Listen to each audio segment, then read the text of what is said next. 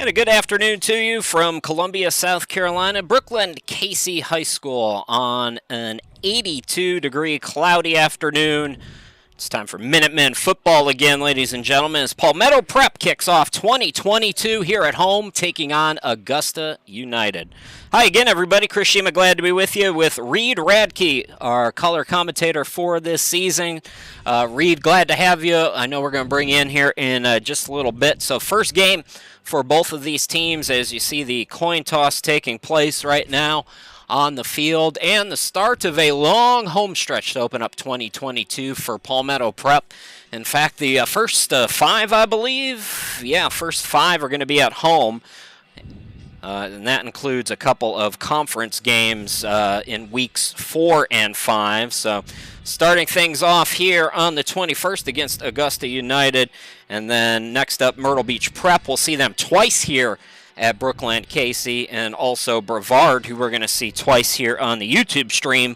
We're going to broadcast both the home game coming up on the 4th of September and the away game coming up on October 2nd. So Augusta United and Palmetto Prep are set to go, and it looks like Palmetto Prep is agreed to accept the ball, and they'll have the ball first.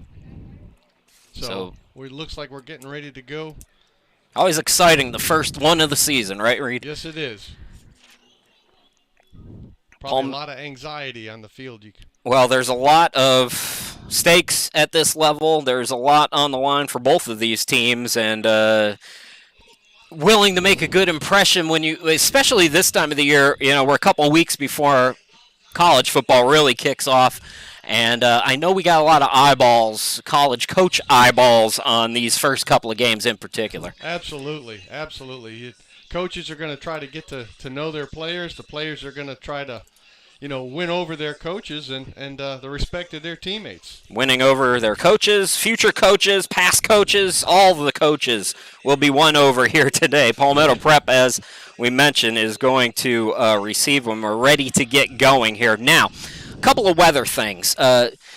Last time I looked at the weather, it was looking like 3-4 o'clock might get a little dicey. Now, from what we've seen so far on the radar, not much going on. And because it's cloudy, that lessens the likelihood of storms. But there is that possibility that we could have a little weather to deal with later on today. But fingers crossed, it stays nice and, I wouldn't say nice for the players. It is humid, but it's not that stifling heat sometimes we get. Not at all. It's much more smoother. It's almost football weather, but not quite. There's no breeze, really.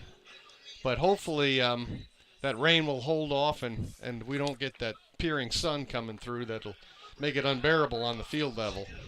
Xavier Wells, Trey McGee are back to receive for Palmetto Prep. Augusta United will kick it off. These two teams were set to meet last year. That got canceled because of COVID. And for Augusta United, it'll be Davion Benjamin, one of their receivers and cornerbacks, who will kick it off from the 35 as 2022 is underway, and it's taken by one of the upmen for Palmetto Prep, who takes it around the 23, gets past the 30 and 40, and he's going to be dragged down. That is a nice return. Ethan Brule Gonzalez, the safety. So good positioning here on the first possession for Palmetto Prep. Let's set the lineups for you. The quarterback, Lucas Lenhoff. The running back is Christian Dewar. And the other back is Darius Naylor. The receivers, Darrell Taylor, R.J. McDaniel, William Hawkins. At left tackle, John Daniels. Left guard, Xavier Lloyd. Center, Joe Lentine. Right guard, Mark Bothers. And right tackle is Aiden Kipp. 1st and 10, and the shotgun for Palmetto Prep with trips to the left for Lucas Lenhoff, one of the best quarterbacks in the country, who got some good protection for a couple of seconds there, Reed, and then he was sacked. Yeah, he got gobbled right up by that defensive lineman, came in and took his vision away and then kind of took him right down. I don't even know where he came from. Anthony Stringer, the big man who popped out. That's going to be a 10-yard loss. So 2nd down and 20 now here in the opening drive for Palmetto Prep. Lucas Lenhoff, when he was in California, 7,900 pass yards, 85 touchdowns, 60% completion rate. He transferred to Myers Park. He's got an interesting story. We'll tell you about it if we've got time here during the broadcast. It's a real interesting story. So he's got some work to do now after taking that hit. Man in motion, getting the handoff is Raheem Diaruzaba. And he stopped at, after a gain of about 8 yards, they're going to call it. So close to the original line of scrimmage. He got most of it back. But now you're down in the third down position, so it's going to definitely be a throwing down. 3rd down and 11. They're going to call it at the 47 now. Opening drive again for Palmetto Prep. Damian Littleton in at back. He's to the left of Lenhoff now with 2 receivers to each side. Lenhoff, quick toss, and it's going to be stopped very quickly. Number 17, Bernard Ramage for Augusta United getting in there. Yeah, that defense read that play right from the beginning. It really went nowhere. It's a good thing he caught that ball. It could have been tipped up and ran 6 the other way, but he held on to it. Unfortunately, it's a punting situation. Caden Taylor, who we'll see at quarterback at some point today, folks. I mentioned the starters on the opening drive. Remember, it's post-grad football. Everybody's going to see action, and right now Caden Taylor's seeing action as the punter with Benjamin back to receive, and on one hop he's going to let it spin down at the 24-yard line. That's where Augusta United will take over. So that's not the way you want to come out and start the season, but sometimes sack can kind of take away everything that you've worked for. So we'll see what happens when they come back out. But be interesting to see what this defense looks like too. Read a 3-5-3 for Palmetto Prep. The front line is Jemias Glenn, Bryce Buckingham, and Brian Edwards. We'll tell you about the backs in the secondary here in just a moment. We've got to figure out who the quarterback is. And it's Makai Smith, it looks like, going to get the start at quarterback for Augusta. And he's going to run it. So 1st down run, he's going to be stopped after a gain of 2. Yeah, he tried to just kind of quarterback keeper there, and he really got swallowed up. Not much room there at all. Folks, Augusta United did not give us a lot to work with. Now here's Jalen Doby Clark checking in at quarterback. I know Smith is a receiver, so a designed run most likely there is now we see who was most likely going to be the quarterback, Jalen Doby Clark. And he's got a rocket complete to Deshaun Jones over on the far side for a good pickup of about 5. So 3rd down and manageable now for Augusta. Yep, they've put themselves in a good position. Palmetto Prep's defense has got to be aware. Those linebackers got to make sure that you draw that runner inside. So at this level, you don't get a lot of starters from the other teams. Kobe Husson and Julian Harrison are the receivers on the far side. Receiver on the near side is Cone for Augusta United here on this 3rd down and short. It's a running play, and it's going to be stopped in the backfield. Looks like that was E.J. Johnson from Greenbrier High School with the run. And Reed, he was stopped in the backfield for a loss there. Good defensive possession for both teams here. Absolutely. Good penetration by the defense. Actually lost a 2 on that, it looked like. So now it's going to back them up and force them to punt. Back to receive the punt for Palmetto Prep is going to be Xavion Wells. So Palmetto Prep answers with a defensive stop of their own. Looks like we got a lineman kicking this one. And a flag. Yep. That's going to back them up a little bit. During the first few weeks of the season, we kind of talked about we'd have more college coaches most likely watching live versus on demand. I know there's also a lot of general interest in post-grad football around this time of the year. Seeing linemen kick is one of the it's one of the perks, folks. That's a high snap. Look out, Palmetto Prep. Are they going to pick it up? They will, and they're going to have it. It looks like not get into the end zone, but they're going to be down around the 2-yard line. So a nice special teams play there. Yeah, he couldn't hold on to that ball. It just kept popping up and rolled off his helmet and right into the Palmetto Prep's hands. Almost was able to get it into the end zone. But Hunter Scott picked it up. So Hunter Scott made the recovery, and now real good opportunity here if you're Palmetto Prep at the 3-yard line. You got an open playbook right now. Christian Dewar in at running back. It's a throwing play, though, out to the far side and incomplete. Yeah, that wasn't the choice that I would have had on a play like that, but he just never seemed to get open on that out. So we'll see what they draw up here. New head coach Kevin Roletter, offensive coordinator Robbie Hardy at the wheels here. Good opportunity for Palmetto Prep.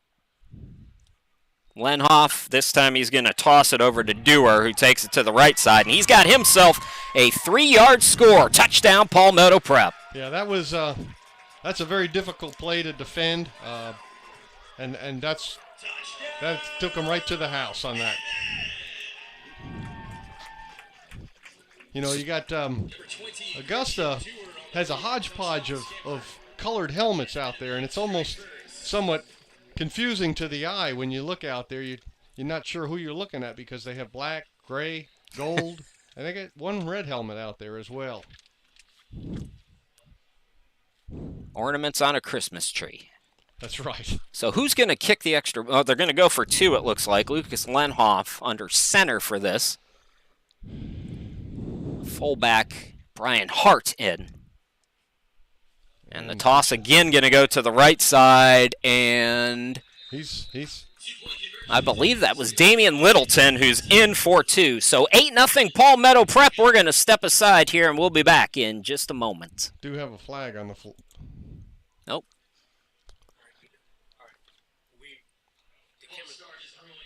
So we're not going away. We're going to stay right here. False starts. Yep, flag on Palmetto. So I didn't quite see what the penalty was, but I don't know if it was motion or what. But, was. So they're going to bring in Darrell Taylor, an extra wide receiver now. Charlie Johnson in on the line.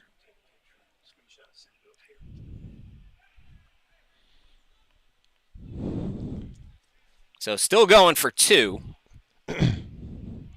Damian Littleton is still the running back as well, as we see Hawkins go in motion to the left on this 2-point try from the 7. And that is caught, but out of bounds. So it stays 6-0, 10:13 left to go. We'll be back with Augusta's second possession here in just a moment.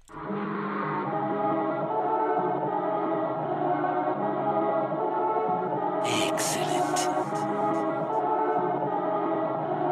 I didn't say Simon Says.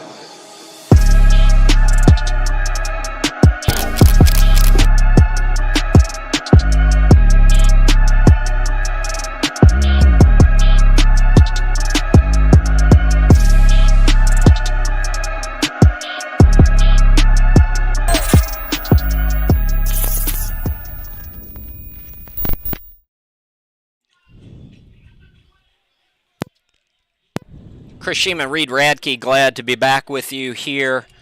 Casey, South Carolina, longtime home of Palmetto Prep, Brooklyn Casey. Nice facility. You know what I love? First couple of weeks when the parents come, they always stare at the big board, and they want to take a picture of their kid on the big board. It's always fun to watch that in the early season. It gives them a little glamour. A little glitz, a little glamour, and there's not much of that at the post-grad level, folks. No, there's not. So, Braxton Turner, one of the receivers, is going to kick off here for Palmetto Prep, and it looks like Smith is back to receive. It's going to be taken by the Upman Benjamin. Benjamin to the 40, cuts back up the middle at the 45, and he's taken down. So, decent field position here for Augusta United, Reed. Yeah, they've positioned themselves well right midfield. It's a good place to start, so we'll see what they can do this time around. And they seem to be moving the ball fairly well the last drive. It was just some of the penalties that kind of hurt them. 6-0, Palmetto Prep.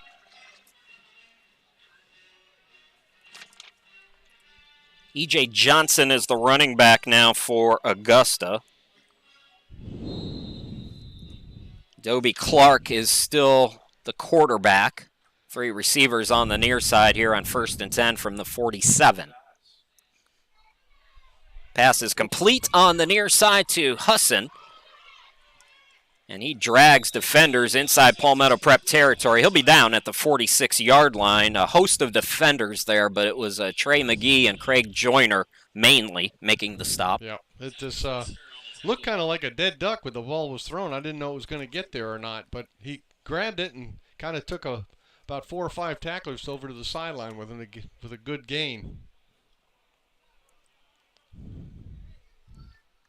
Call it a gain of 7, 2nd down and 3, 9:26 to go here in the opening quarter. Clark again in the shotgun, looking to that far side. Another completion to Husson. And this time it's a loss of a couple. Nice read there by the defense. The defense was all over it. That was a tight spot to try to get the ball in, but as soon as he caught that, he had a guy right all over him, just pulled him down. Boy, I had every intention of using the instant replay this year, and there you can see the end of that play that Reed was telling you about. I had hoped to cue that up while Reed was talking at you, but so 3rd down and we'll call it 5 for Augusta United as they send their 3 receivers now to the near side, and instead we got a timeout. Yep. Got anything you want to talk about? I almost thought it was another flag there, but the center has yellow shoes. I'm picking up the yellow shoes thinking it's a flag. So, but right now it looks like it's anybody's game. I mean, you get away from that turnover by North Augusta, and we still probably have an even match. And that's basically the way that some games can really change and turn on you, when you can be evenly matched, but those turnovers can really kill you. Yeah, especially early on in the season, turnovers are usually more of a problem than not. Is that right? What kind of practice time do they get? Well, I remember that when I was back doing that stuff, if you had a turnover, you had to carry the ball with you for the rest of the week. But with these guys, I don't know. I think they focus more on specialty plays, and I'm sure they talk about it a little bit in practice. Jones and Smith in at receiver now out of the timeout for Augusta. Dobie Clark rolling to the near side. I thought he was going to run. He's going to throw it, looking for Jones, and Jones got popped by Brule Gonzalez, the safety. And when you get popped like that, you always want to try to hold on to the ball. It's worse when it goes right through your hands and you're wide open, and then you get popped. Ethan Brule Gonzalez from Fort Myers, Florida, who played at Bishop Verot, 4-year varsity player, 177 tackles, 4 INTs. He's a stud, folks, and you saw it there, making a nice defensive play. All right, we got the big guy set to punt it now. 8:29 to go in the quarter. Getting back to receive is Wells. This time the kick is good by John Daniels. Wells catches it at the 14, dances around the tackler at the 15, trying to escape more, and he runs out of real estate. So not a bad juke move, but yeah, it didn't get him much. He juked around, danced a little bit, like you said, but then was engulfed by a bunch of red shirts.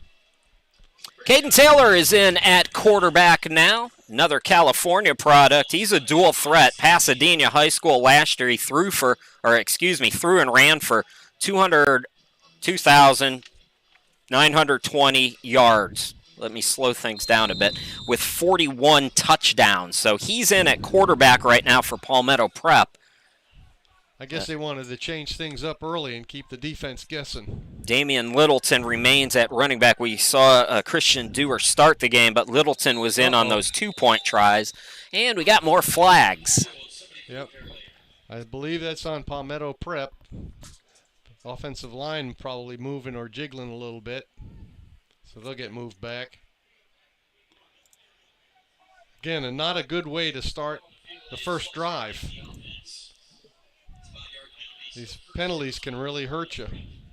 Yeah, especially first down. So we've seen a sack on first down. Now we've seen a false start on first down. Yeah, it's just not a good way to get started. You're putting the quarterback and the offense in a difficult situation. Handoff goes to Littleton. Littleton Oh, there he goes. bowling over defenders, going all the way out to the 25. It's a gain of 14. It looks like he's going to be just shy of a first down. Yeah, he might be just shy, or he... Well, he did. He grabbed it all back. So they're going to say it was enough. I thought he was going to be just shy, but he did get enough. So call it a gain of 15, not 14. First down for the Minutemen. Here comes Charlie Johnson in at the right guard spot.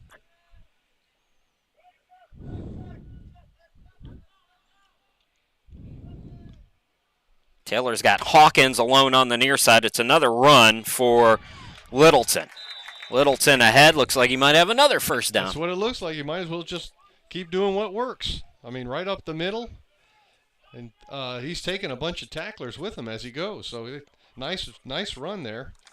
The guy's got to move the flags. They're a little bit delayed there. And there they go.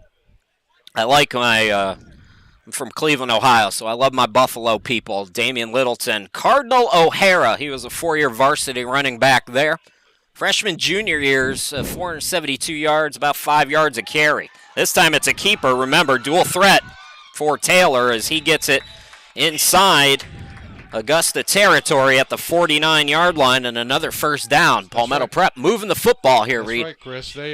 And that's what can happen when you start running the ball well. You can, fake the handoff and take it on your own as a keeper. So that worked out real well for them there. So the run game on this drive, after that false start on first down, has gotten them inside Augusta United territory. Taylor directing traffic now.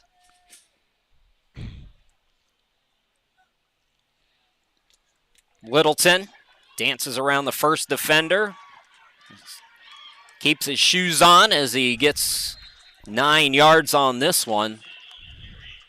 Yeah, he danced around quite a bit there and got a good chunk of yards.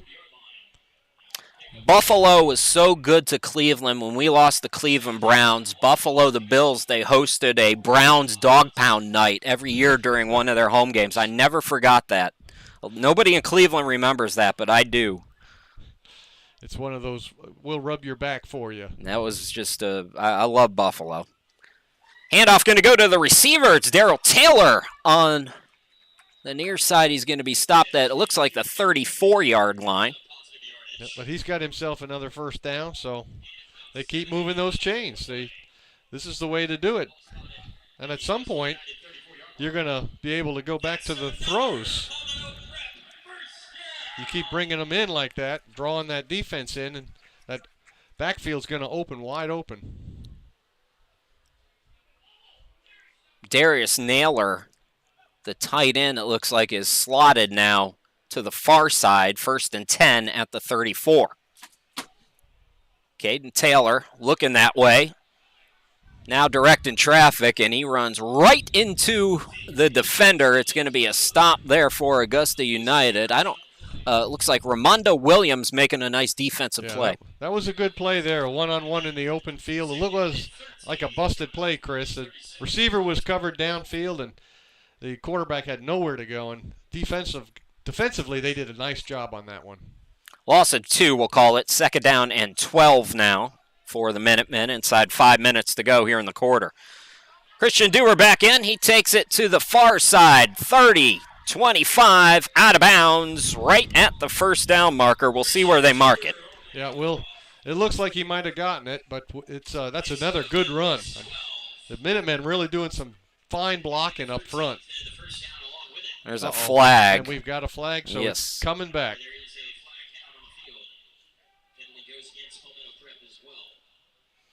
So the Minutemen shooting themselves. Penalties were a problem last year. It was a rare 6-win season for Palmetto Prep last year.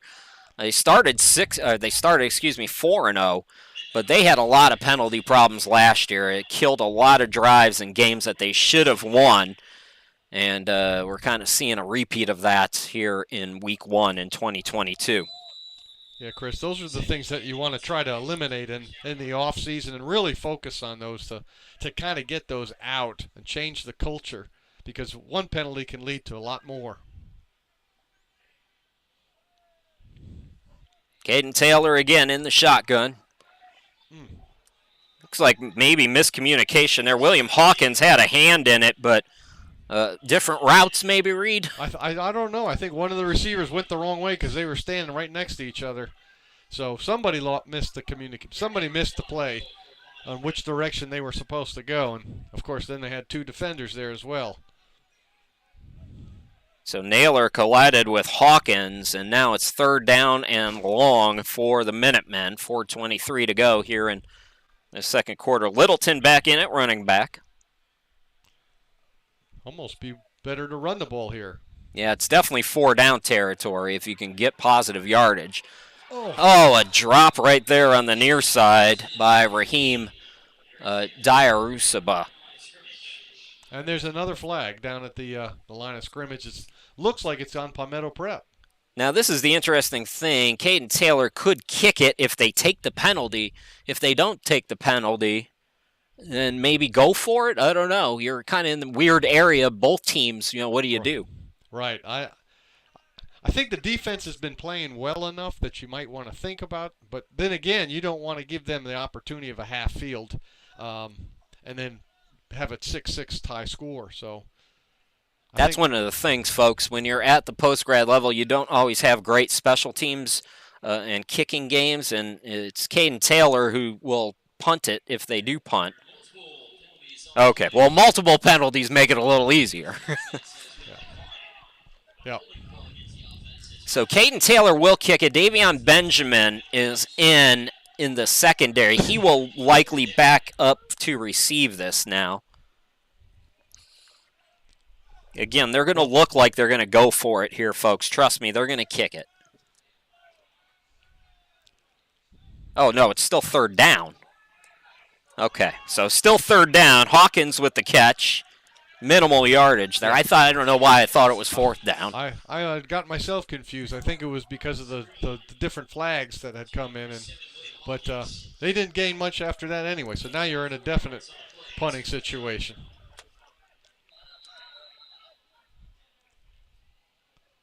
First game for them, first game for us. Yeah, and it kind of looks that way is the way these flags have been flying. And it sounds that way, too, a little bit. Davion Benjamin will, again, return it. He's a local product from Glen Hills in Augusta. Caden Taylor, nice little boot there. That's going to go inside the 20. They're going to let it roll down to the 10 and inside the 10. A beautiful kick by Caden Taylor. Yeah, that's just what Palmetto needed right there. Push them back, let the defense come up with something. Maybe the Augusta will have some flags or they have a turnover here. This is where you want to keep them down at the end of the field. Well, as I mentioned, folks, we're going to be with you a whole lot here in the first part of the season. In fact, we're going to be doing our first live stream on the road at Brevard College on October 2nd. But all home games between now and then, there they are on your screen. We'll have Myrtle Beach. That's going to be a fun one next week. We're going to actually have Myrtle Beach in November as well, rematch. But Myrtle Beach came in and mopped the floor with Palmetto Prep last year. Uh-oh. Look out. There's another turnover. Well, actually, fumble on the play. He recovered. Dobie Clark was able to get on it, and I think they're going to mark it at the 1-yard line. So it's an 8-yard loss there, Reed, but trouble now. Got to play it conservative if you're Augusta. Absolutely, Chris. This is what I was just talking about, is you'd sometimes it's better off to kick the ball and play some defense and hope that the other team will have a mishap, and that's just what's happened here. We got to 6-0 for those of you just joining us due to one of those mishaps. It was a muffed snap on the punt attempt by Augusta that gave a first and goal to Palmetto Prep at the 3-yard line. Palmetto Prep showing blitz now. Here they come. Another low snap. Dobie Clark flips it acrobatically to Johnson, who just gets it out of the end zone. What a play there. Yeah, that was some little bit of athleticism to get that ball out of his hands after he had muffed it again and on the ground and just kind of scooted it over to his running back, and who just barely got out of the end zone. E.J. Johnson, the running back, not looking. Sometimes you get those bright eyes because you see the defense coming, just making that play and living for third down now, Augusta United. Yep. Third down, and we're going to call it 17 from the 1-yard line. And here's where you just want to hold on to the ball and try to punt it. Wait for that next play. Oh, we've got flags, probably motion. Looks like we got a little rain starting to come down. You can see the umbrellas coming out in the stands below us. So we're not anticipating any storms or any delays or anything, but that could happen again. I said about 3 o'clock to about 5 o'clock is the main window of threat of weather, but right now just a little drizzle coming down, making things uncomfortable for the folks watching in the stands, but not much else to speak of. Got another timeout, so we're going to step aside again here. It'll be third down and long in their end zone for Augusta when we come back.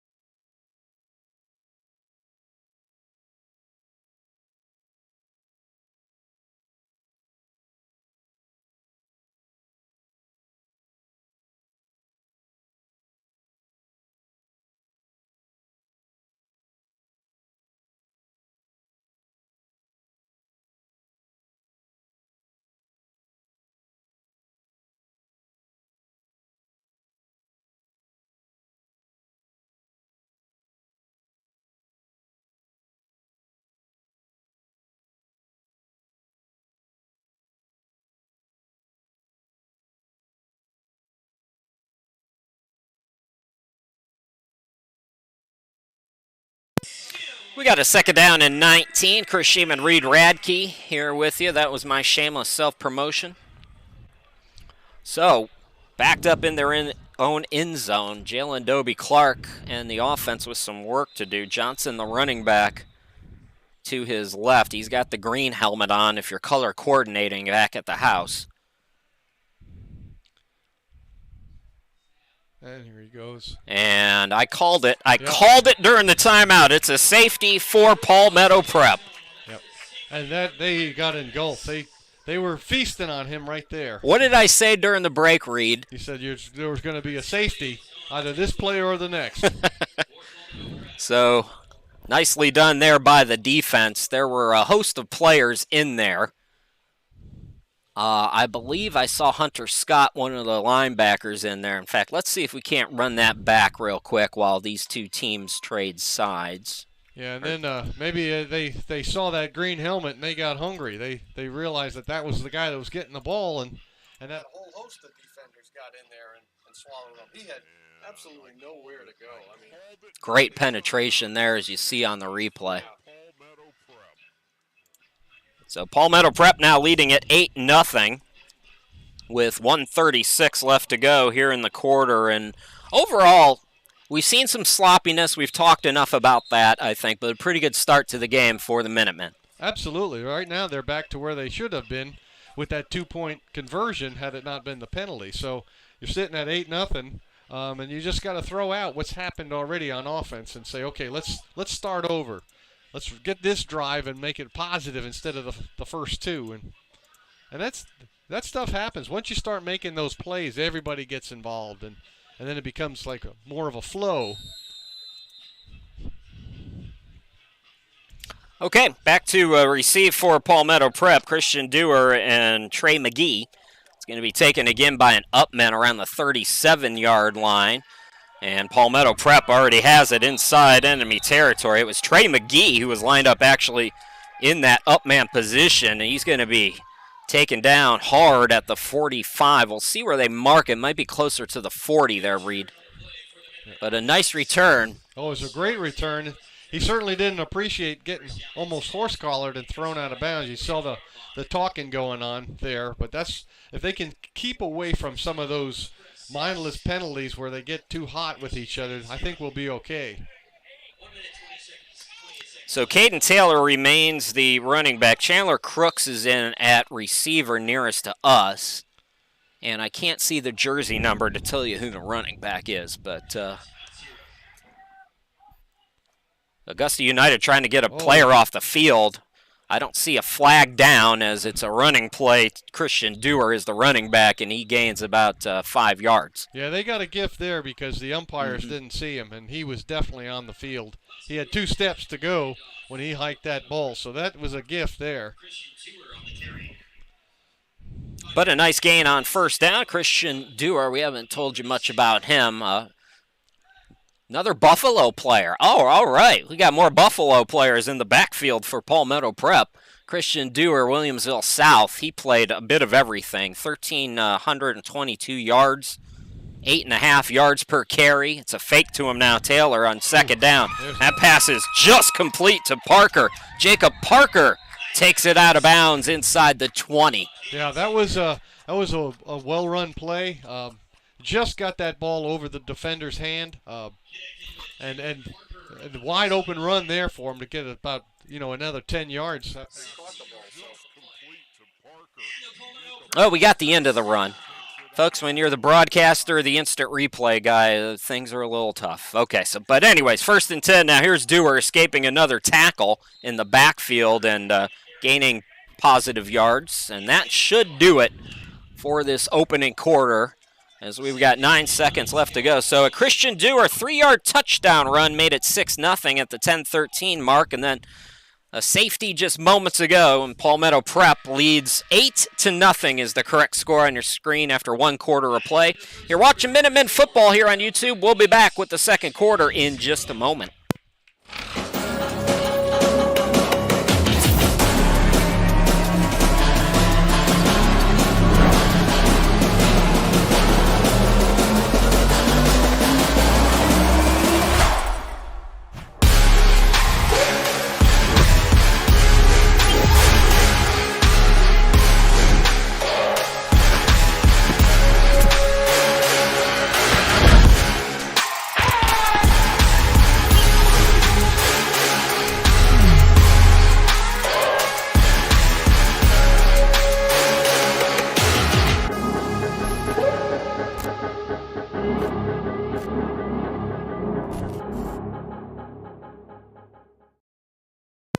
How about this, Reed? 32 student athletes per recruiting class every year for Palmetto Prep. Last year, Palmetto Prep, 91% offer rate. What a job you guys do. And Reed Radke is with me. Chris Sheeman back here for quarter number 2, by the way. Reed Radke is actually on the board of Palmetto Prep. So I got to be on my best behavior this year. They sent him here to check on me. But Reed, I mean, these are great results for you guys. That's one of the things. It's not all about football. It's bringing these kids in here, allowing them to meet their dreams and extend that time. But really more importantly, it's bringing them in here and giving them that education, boosting that education so that they can go on to the next step. And we're really proud of that. Our goal is 100%. We're getting closer, but we're really proud of that 91, 92%. So it's going to be a 2nd down and 9. Damian Littleton back in at running back. Trouble with the handoff, and I believe we got a fumble recovery here for Augusta. Yeah, unfortunately, the red shirts did recover that one. DeQuanta Stokes from Valdosta, Georgia, making the fumble recovery. So now both teams with a turnover here, Reed. Yeah, and this is not good because now it's down in your end, and they got a short field to play with. I don't know if the ball is wet or what, but it just seems that the quarterbacks are having one heck of a time trying to hold on to that ball. It's the first game of the season. We saw this a lot last year, too. The teams are getting comfortable with one another. The reason why I could tell is because it's happening so much on handoffs. It's just a little miscommunication, and it's something that hopefully will be squared away on the Palmetto Prep side because they got a real difficult schedule coming up here, weeks 2 through 5. Yeah, you try to want to hopefully wear this stuff out for the next game. Toby Clark is still the quarterback, I believe. No, we do have a change. They're going to throw it. It's lofted up for Husson. He's got it. Trying to escape. Finally, the defenders come to help, and he's taken down at the 32-yard line, but a huge gain. Yeah, there was I think the defensive back completely missed him. He was wide open, and he kind of did the leg in the bag trick for about 5 to 6 yards with pulling the defender with him. That was Lawrence Morris is in at quarterback now, throwing that bomb. So Morris, Jeremiah Ellis, I believe, is the running back as well. We'll check on that. So it's Morris on 1st and 10, and that time a little bit too high and away from the intended receiver, Jones. Yeah, that's a tough throw to make on an out pattern like that. But he was there. He was just overthrown a little bit too much. Jeremiah Ellis is a running back who I've been interested in seeing. He's from Harlem High School in Georgia. His junior year is all the stats. We get these stats, folks, from Max Preps, and sometimes you get some, sometimes you don't. I believe he was injured his senior year, though. 1040 rush yards his junior year. 22 varsity games and 2,051 all-purpose yards, so he's a threat in the backfield as well. Morris directing traffic. Harrison comes to the left. Morrison now on a keeper, comes back to the right, and gains a few. Yeah, good pursuit there by the defense, not chasing him. He came back in, and he was engulfed in the middle of the field, so really nowhere to go. Good defensive play all over by those linebackers that stood their ground. So after giving up that big play, it's now 3rd down and 8. Opportunity here, although this will be 4-down territory for Augusta. Morris, 2 receivers to each side. Oh. He's going to hand it off. Almost getting tripped up there was Ellis, and Ellis really unable to recover after that read. He was kind of slipping. I think that field is a little slick, and he could never really regain his balance and kind of fell into that pile. Really almost looked like no gain. So, looks like they gave him a couple. It'll be 4th down and 6.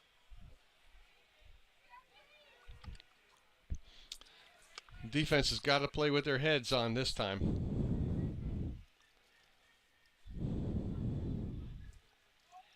Morris looks to throw this time. Ooh, he has a guy. Yeah, right over the middle there, Husson, and the defense able to recover. I think if he had acted Morris a split second quicker, he would have had a touchdown there. Yeah, he was wide open and sitting in the middle of the field there, and the quarterback just a little bit too much of a delay. Justin Poe, Xavion Wells, good recovery by the secondary for Palmetto Prep. Trey McGee was also back there to make that play, but they got away with something there. So Palmetto Prep will take over, and we got a new quarterback, and it's Nick Richardson, who the coaching staff talking to them, and we'll get Reed's thoughts here in a moment on this, but Nick Richardson, very high on the radar here at Palmetto Prep. Carvel Academy in Delaware. He did not play in a throwing system, but apparently he's got a rifle, and we're seeing it here. Wow. That's going to be complete over on the far side, I believe. Darrell Taylor making the catch inside Augusta United territory. What a nice-looking throw that was. That was right on the money. It really was. Right off the bat. I mean, just a nicely thrown ball. I do say, though, his mechanics are a little unpeculiar, but he gets it done. I mean, he just gets it done. It reminds me a lot of a third baseman that played baseball. Just the way he kind of throws and steps into it. Good football academy, Caravel, 9-2 last year. Nick Richardson, the quarterback. But primarily a running system. That, I believe, was Littleton taking the pile with him to the 45-yard line. Yeah, he kind of got lost in the mess there, but did move the pile. Damian Littleton getting a lot of looks. We've seen all three quarterbacks already here, and still fairly early in the second quarter. So lots of shuffling in this opening game for Palmetto Prep. Yeah, it's probably a good time to try to learn what your quarterbacks can do.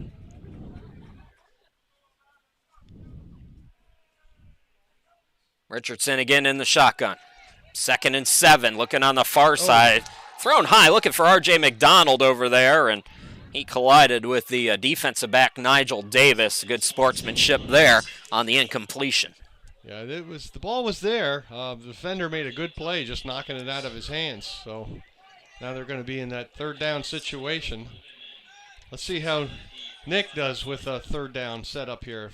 Just avoid any type of penalties and give the opportunity to make this here. So 3rd and 7. Two receivers bunched to the near side, offset tight end, and they're going to run it with Littleton. Littleton to the 40. He's got the first down at the 35-30, tripped up, and he's inside the 30. Tackle made by Adrian Brown, but a nice run there and good pickup. Yeah, he's like a scat back there, Littleton. He's doing some nice damage, some really nice damage on that defense, but he's really racking up some chunks of yards. And when you're getting a running back that starts commuting like that, it's good to stay with him. Richardson again with the offset tight end. Again, a handoff to Littleton, and this time the defense was ready. Tychius Floyd is not going to get credit with the tackle, but I'm giving him credit because he used every bit of his body and arm to stretch out to make that stop there. Yeah, he went nowhere. I guess he was anticipating that handoff, and I guess the defense got used to Littleton getting that ball, and they were lining up to stop him on that one. So 2nd down and 10 after no game. 10:22 left to go. It's 8-zip in favor of Palmetto Prep. A Christian Dewar 3-yard touchdown run, and a safety has us at 8-zip. Richardson, pitch this time to Dewar. Dewar turns on the Jets, and he's bumped out of bounds, pushed out of bounds. A couple yards shy of the first down, it looks like. Call it a gain of 8 for now. We'll see where they spot it. It will be a gain of 8. So 3rd down and 2.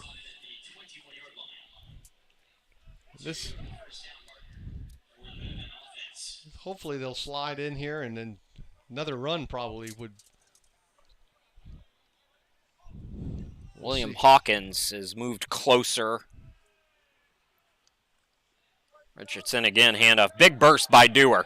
Big burst inside the 15, 10-5 touchdown.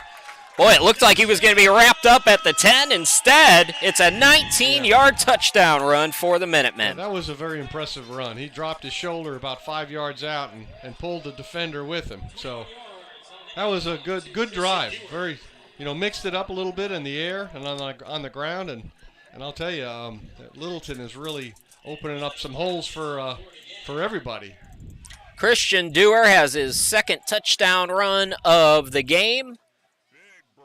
As you see the end of it right there.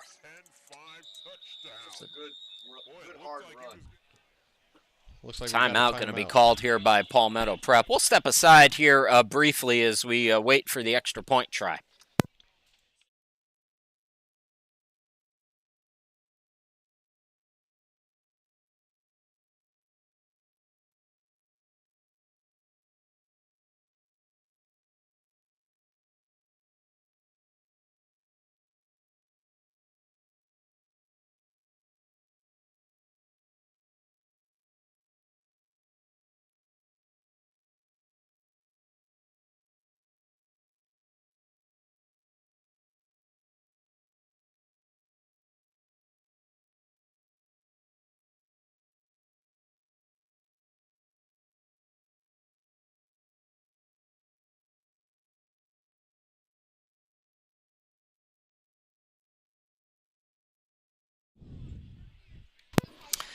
Christian Dewar has a couple of touchdown runs. It's 14-0, and we got a 2-point try most likely here with Nick Richardson and Littleton in the backfield. Chris Sheeman, Reed Radke, glad to be with you. It was 82 and cloudy when we started. The sun has come out after that real brief rain shower. 3 receivers bunched to the far side. That's where Richardson looks. Then he comes back across his body and completes it to Taylor for the 2-point try. How about that, Reed? That was nicely done there. Completely came right out. Popped up right in the middle of the end zone there. Just very nice throw. So 16-0 in favor of Palmetto Prep. We'll be back here in a couple seconds as Augusta United will take the kickoff.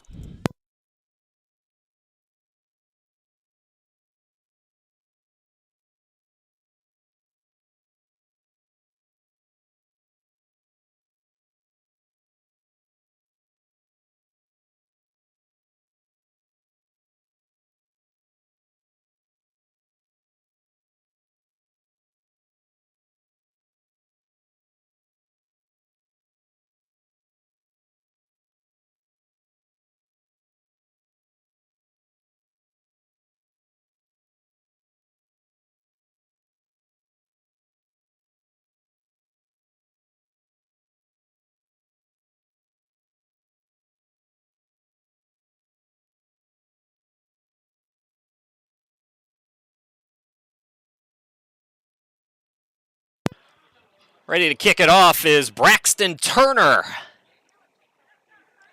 Taken again by an Upman at the 24-yard line, I believe. Yeah, that's Benjamin getting to the outside. And he got whacked at the 47-yard line. My goodness. He got taken down there. Hopefully he gets back up. Boy, did he got rocked. I think he still may be down. I can't, unless they're just humbling on just kind of gathering on the sideline. Kendall Thorne taking out his frustrations. My goodness. All right, he's up. He's okay. I didn't want to show the replay if he wasn't, so let's run that back again.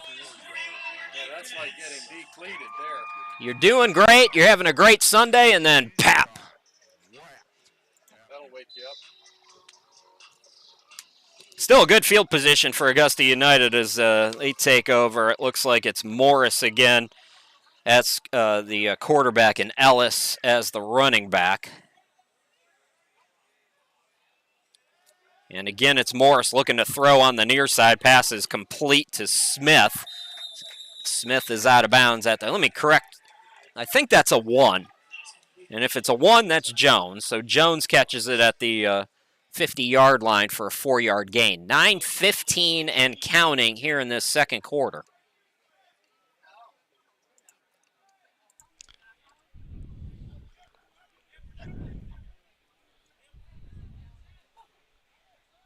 Seems to be a lot of shuffling around and moving around. I'm not quite sure we got the right squad on the field. Yep, there goes the. Yeah, man, they are making me work for it.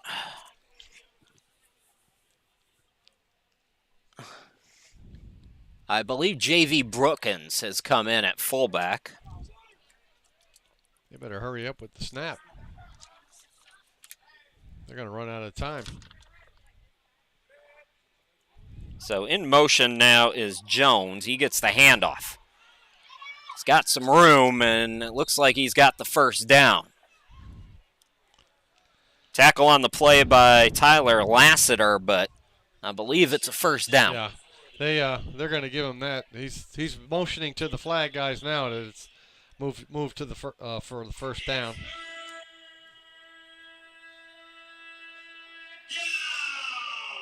It's not third down. It's first down, but I don't blame them. It took forever for that to get situated. They were faking everybody out there.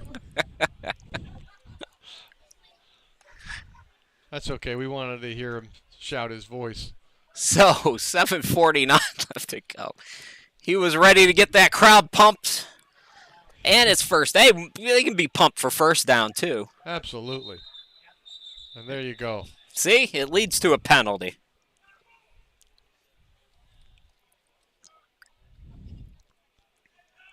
And it's a motion penalty on the Augusta. So maybe they got a little anxious from that shout out about being third down. Looks like the Minutemen want to call timeout, so we're going to step aside as well. We'll be back here in just a moment, folks.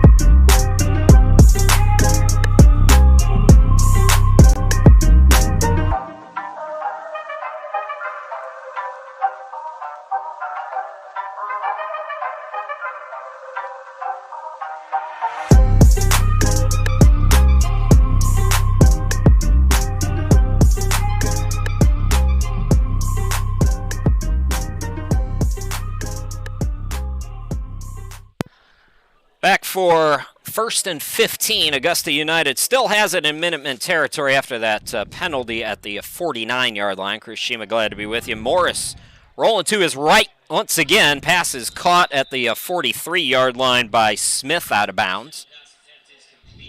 So it looks like they gained 6 yards on that, got the penalty yards back. Not a bad play there on first down. Not a bad play at all. They were able to get that back, and really a high production type of play where your receivers on the outside. Good throw, good route, scooted right out of bounds. So Ethan Brule Gonzalez is the lone safety right now for Palmetto Prep. Here on 2nd down and 9. Morris, pocket collapses. That's going to be caught by Smith. Smith gets it inside the 20. Escapes a tackler down inside the 10, but there's no flag down. I thought that was going to be real close to being over the line there. I thought it looked like he had like maybe inches to go, but well awareness, good situational awareness on the quarterback there to know exactly where that line was and dump that ball off. So a real good opportunity here for Augusta, who needs to get something going, with Palmetto Prep really starting to put the clamp down on the momentum. Now a 1st and goal at the 6-yard line. Yeah, and if they can pop this in, they're right back in the game. Gives them some confidence to play off of for the remainder of the half. This Lawrence Morris, the quarterback, has looked real comfortable since coming in here in this 2nd quarter. He hands off now to Ellis. Ellis straight ahead, and he is stood up. Yeah. Nowhere to go there. Defensive purge right there. Just kind of moved right in and closed all the holes possible on that one. Tyler Lassiter, 2nd time we've called Tyler's name today, from Raleigh, North Carolina, and Leesville Road High School, a 3-year varsity player, 132 tackles. 3 previous offers for him before coming to Palmetto Prep, so he's somebody who's on people's radars, and for good reason. He's made 2 great defensive plays now as we have a 2nd down and goal. Well, looks like there's going to be another timeout. Unlimited timeouts here at Post-Grad Football. So 5:22 left to go. We're going to step aside again here and come back in just a moment.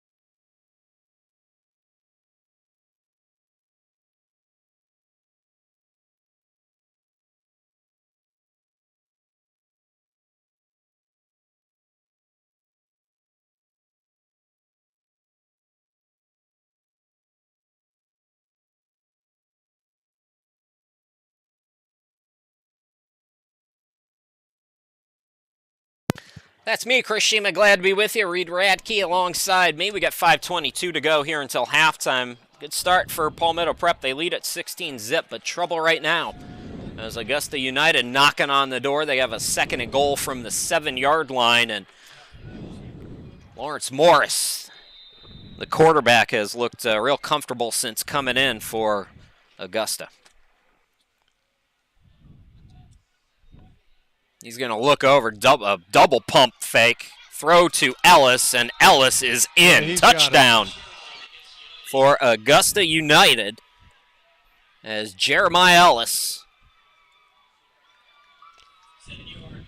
takes it to the house. Reed, go ahead. Yeah, that double pump, I think, froze the defense there and gave him just enough time to get that ball out and give him an extra step to get open. So, and then what it was just more of a dive for the end zone as he extended his arm and put that ball in over the line. So now we'll see. Looks like they're going to line up and go for two as well. So an opportunity to cut the deficit in half for Augusta just before the half. This could be a good momentum shift for them. Oh, Minutemen were showing blitz, and they got right in the backfield. Bryce Buckingham making the stop. He was in there before the back even got out of the backfield. I mean, he was right there. There was no choice for the quarterback just to hold on to that ball. Bryce Buckingham is from Minnetonka, Minnesota. If you remember the old Chappelle Show skit, you know Lake Minnetonka. You know exactly what I'm talking about. But up there in Minnesota, Bryce Buckingham, he played at Hopkins High School. Great defensive lineman for them. So, Palmetto Prep still leads by 10, but Augusta's on the board. We'll take another quick timeout here and come back and bring you the kickoff in just a second.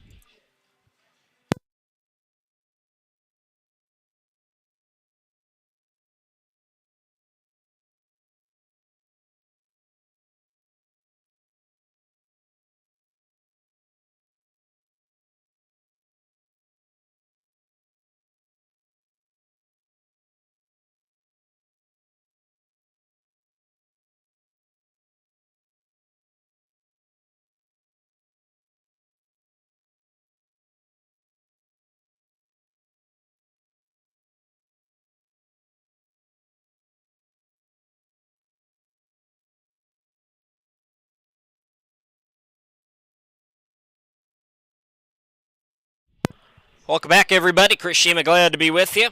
Kickoff is away. Wells back to receive it, and he takes it to the 30, 35, 40, and he'll be stopped at about the 45. We've seen some pretty good field position here in this one for both teams, Reed. Yeah, it's they seem to be starting midfield almost every series, and that's great for offense.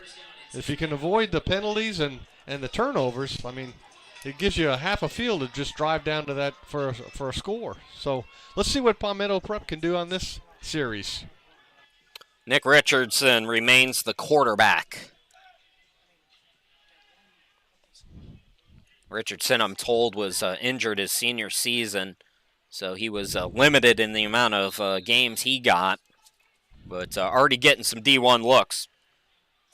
We've seen him throw a couple nice balls here in limited time so far. Damian Littleton also in at running back, two receivers at each side. Here we go. Pass is complete. Nope.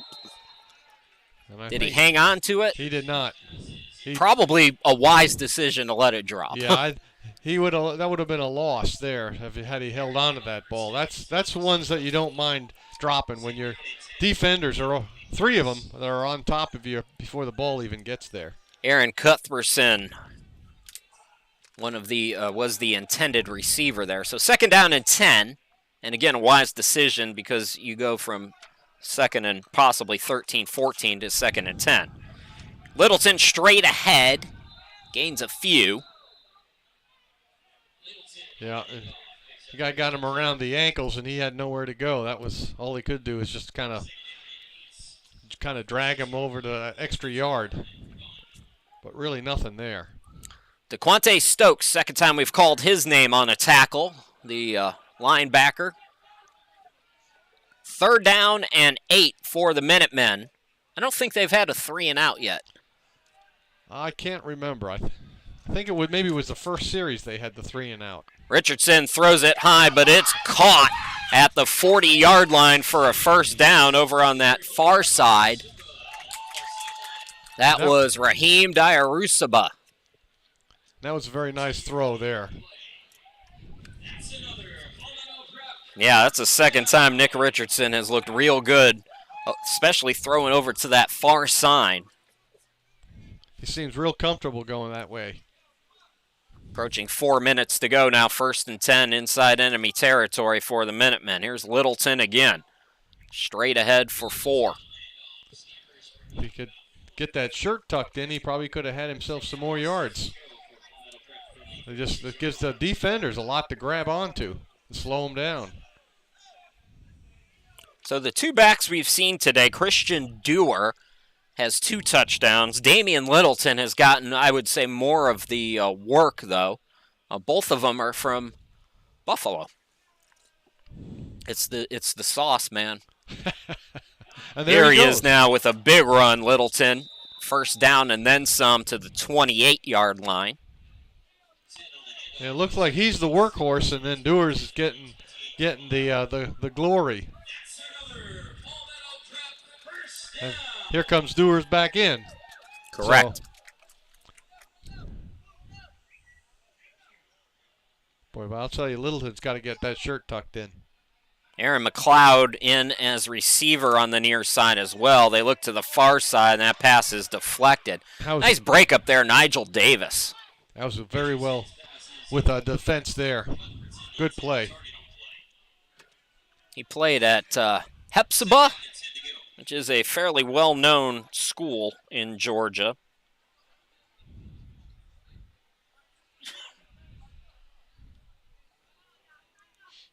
Second down and 10.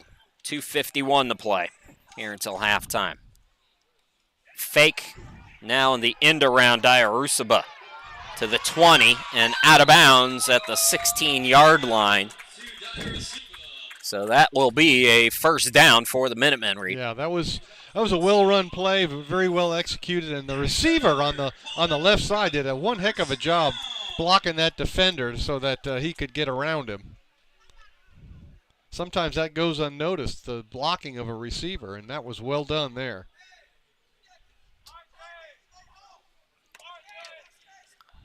First and 10, they're going to say it's at the 15 for Richardson and the offense. A pitch to Dewar, and the defense did a nice job reading that. It was Ramondo Williams again getting into the backfield. Yeah, and that's a big loss right there, almost 8 yards. All the way back to the 22-yard line for the Minutemen. Checking in is Kendall Thorne, extra receiver now.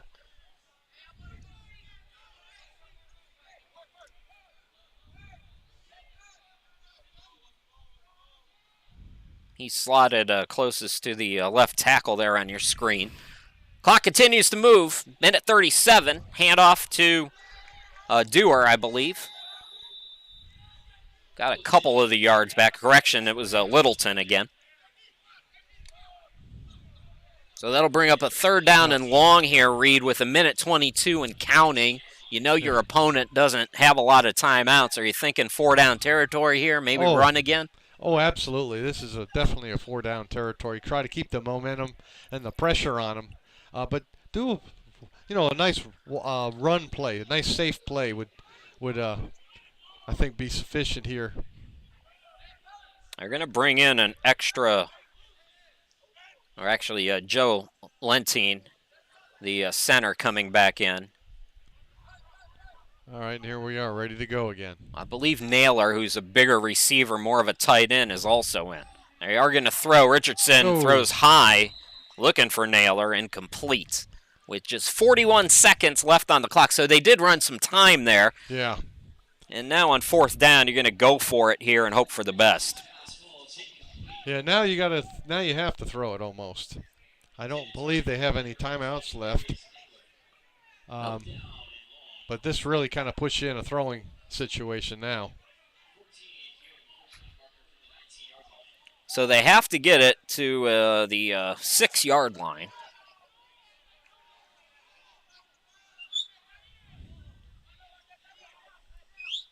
Dewar's going to go out wide. Throw over the that's middle is not- going to be intercepted. They were looking again for Naylor over the middle, and it's picked off instead. They threw it right to him. And it looks like it was Bernard Ramage, the linebacker from Batesburg-Leesville, who made the stop Yeah, and that the was turnover. almost as Richardson didn't even see him. But when you're throwing in the middle like that, it can get congested, and that's where he was. He was just sitting, waiting for that ball to come to him. Yeah, I think Richardson had his mind made up there. He was going over the middle, and honestly, when you're on fourth down, I don't mind that kind of a play. You never want turnovers, but that's not the worst case scenario here with 35 seconds left to go. So we'll see what the offense for Augusta has in store. Morris might try one. No, he's going to hand it off. That is Johnson. So Johnson returns, gets it to the 22-yard line. E.J. Johnson from Greenbrier back in. Gives him some breathing room there. Clock continues to move, though. We have 17 seconds, and I don't see any urgency to call a timeout. I don't think they have any timeouts left to be called. Yeah, I think they've used them up. Smith checks in at receiver. 5 seconds to go. Will they run a play? They will. Morris going to look to throw. Johnson picked up the blitzer. He heaves it. That's going to be picked off. Picked off by Trey McGee. McGee trying to go to work. He needs some blockers. And he's going to get in. He's going. He's going. Can he get there? Oh, just shy. But Trey McGee, they're going to give it to him. They're going to give it to him. Oh, boy, I don't know. Let's see if we can take another look at that one. That's going to be tight. I don't know if we got it. I don't see any flags or anything. Ooh, yeah, I think he did get in, Reed. I think what happened is the ball was over that pylon. What a great eye by the official. I'm going to run it back one more time here, Reed, and you go ahead. There he is. He did get it. He stuck that arm out. Almost breathed it through. That's great work by the official, like you said. I mean, to pick that up. You know, he's got his eye focused right on that line to make sure. So, what a great run back.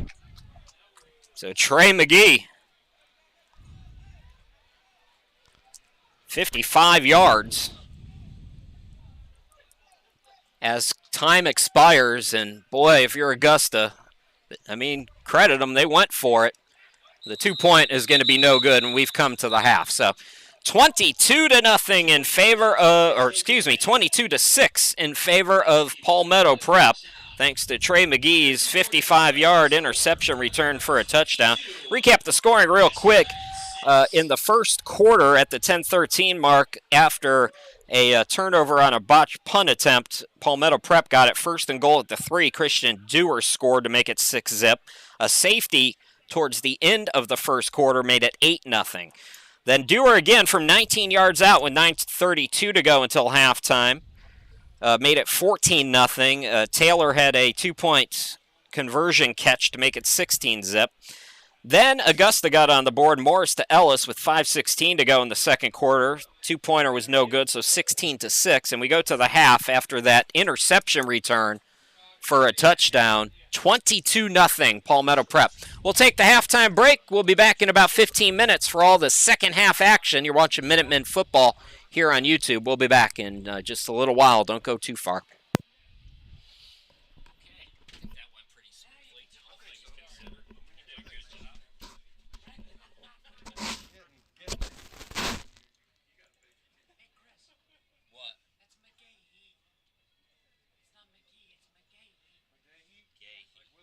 I got to go over some of that with you here. Give me a second. I know I'm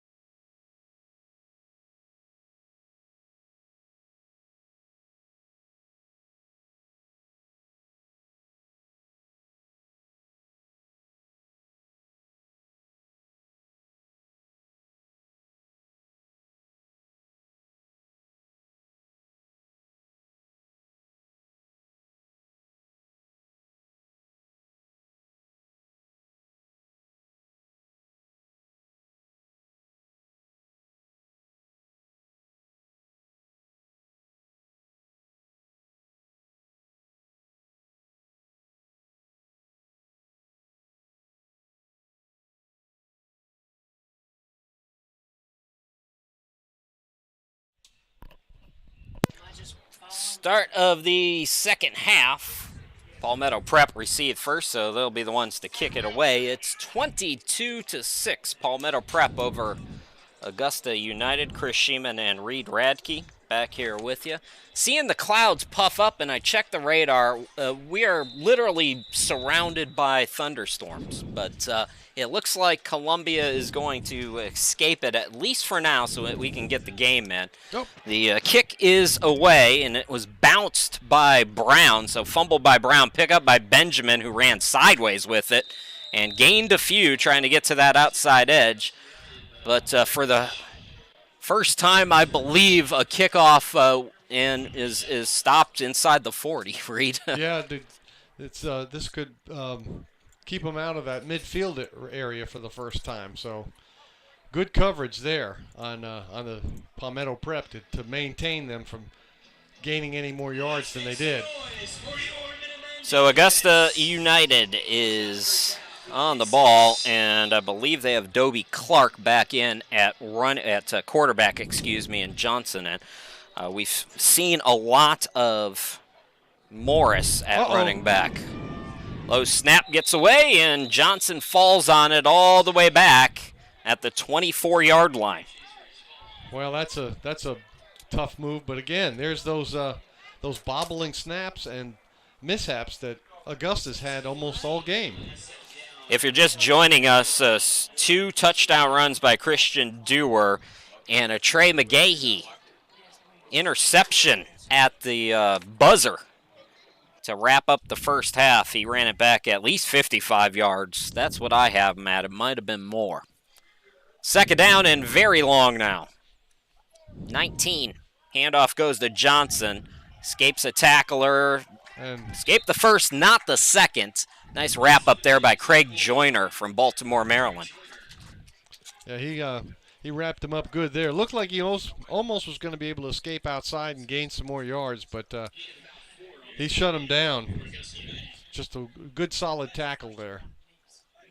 Got to go to the 48. It's going to be a third down and 20. So a good position here for Palmetto Prep to start this third quarter and get off the field. Dobie Clark looking to throw. He rolls to the outside, facing some pressure. And big number 47 going to wrap him up. Jamias Glenn making the stop. That was wonderful pursuit there. He looked like he was just running exactly knew what was in the quarterback's mind and ran right beside him the whole way. And then decided it was time to take him down.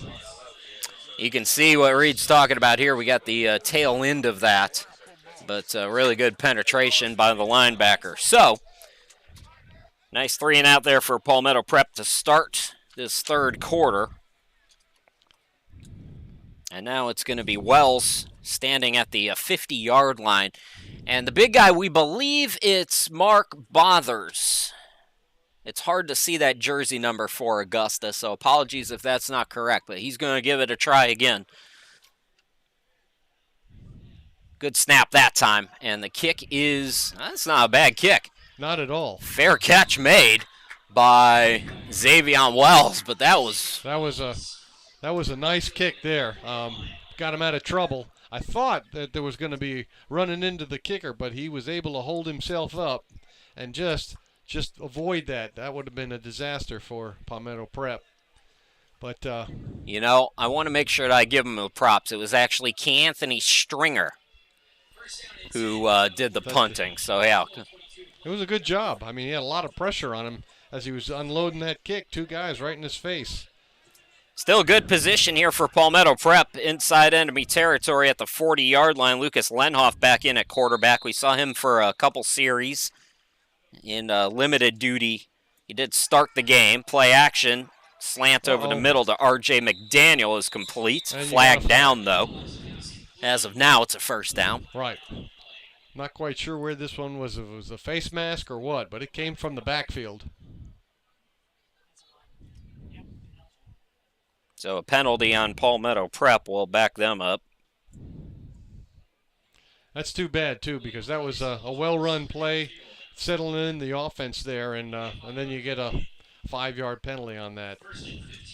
I thought we had more time on Lucas Lenhoff, but he's a kid. He moved from California to North Carolina during COVID, and when California didn't have football, he wanted to play his senior year, so family moved to North Carolina. We'll tell you more about that as Littleton gets the handoff on a 1st and 15 and gains about 4 of the yards back. But Lenhoff in California, I briefly mentioned this, passed for almost 8,000 yards, 85 touchdowns, and a 60% completion rate. He had all kinds of interest, UCLA, USC, had eyes on this kid, and really interesting story on how his family moved to Myers Park in Charlotte, had to end up forfeiting their season. There's a little bit of controversy surrounding that we'll get into if there's time. Right now, 2nd down and 11. Lenhoff looking over the middle, bombs it, and it's going to be incomplete. Yeah, I think he just unloaded that. There was nothing there. He looked left, he looked right, looked in the middle, and everybody was covered. So it was a good solution to just get rid of that ball. So Lenhoff, when California decided not to play football his senior year, and his family moved to North Carolina so that he could attend Myers Park, brought some old teammates who, according to the articles that I read, family said that they didn't really have a lot of family support, so he wanted to bring his teammates along and to kind of help them out their senior year, and that might be where the trouble started there. Again, it's nobody's taking responsibility for anything. It was most likely scenario was some paperwork issue. Lenhoff getting all kinds of time on 3rd and 11, runs out of time. There is a flag down. Getting there was Deshaun Alston, but let's check the flag here, Reed. Generally, when you have that much time to run, it's usually holding somewhere, the offensive line, allowing the quarterback to kind of scramble, but we'll see what this is. Again, those receivers were pretty well tightly covered. Really didn't have anywhere to go, and look at that. It is holding. So, penalty is declined. Caden Taylor going to come in, and he will kick it. So both teams with a 3 and out. Well, not really a 3 and out for Palmetto Prep, but a drive that comes up empty for the Minutemen.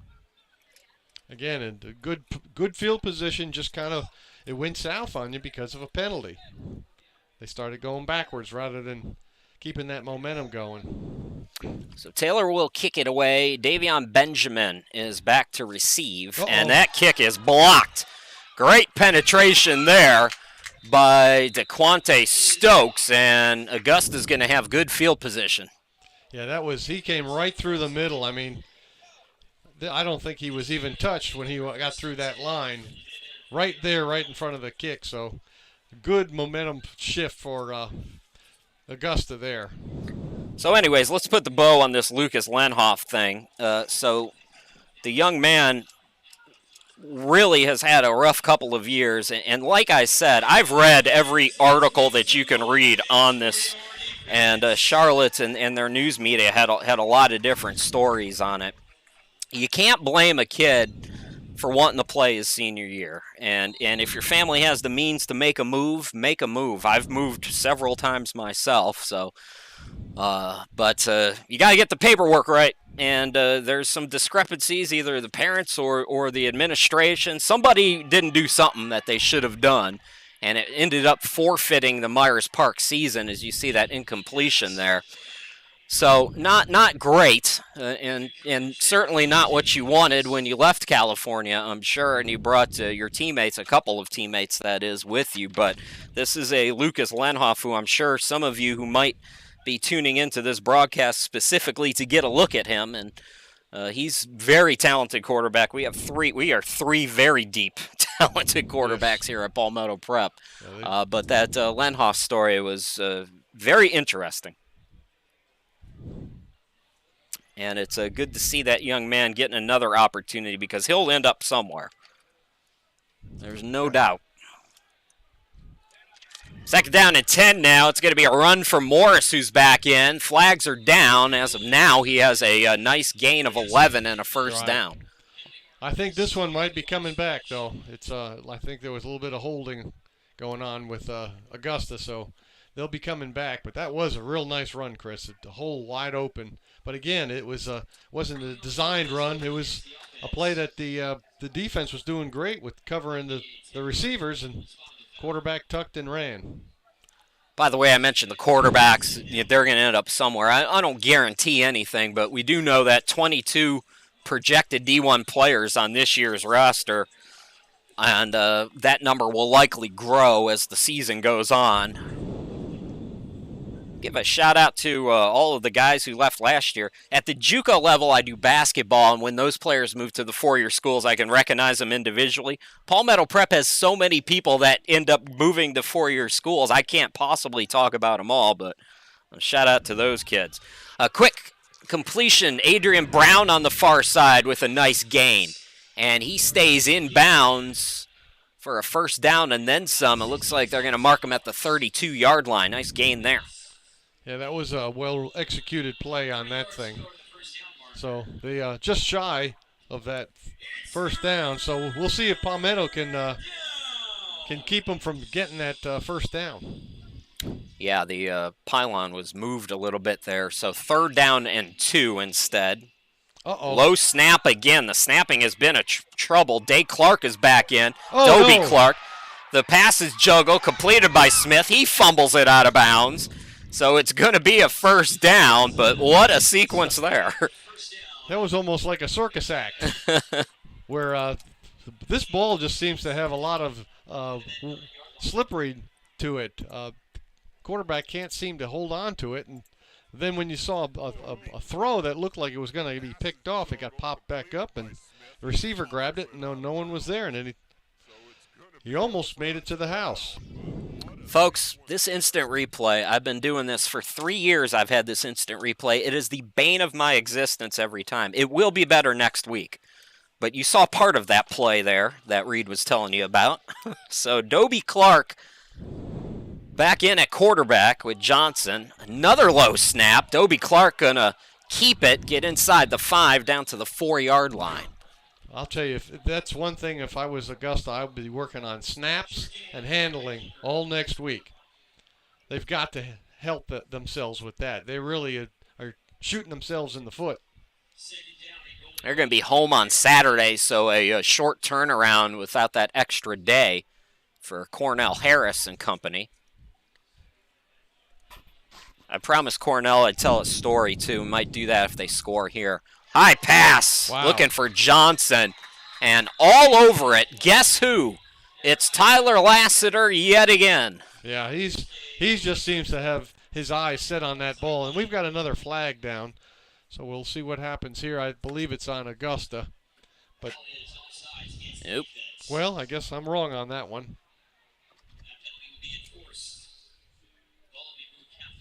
So that negates a great defensive play.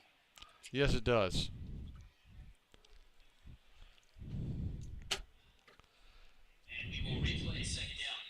So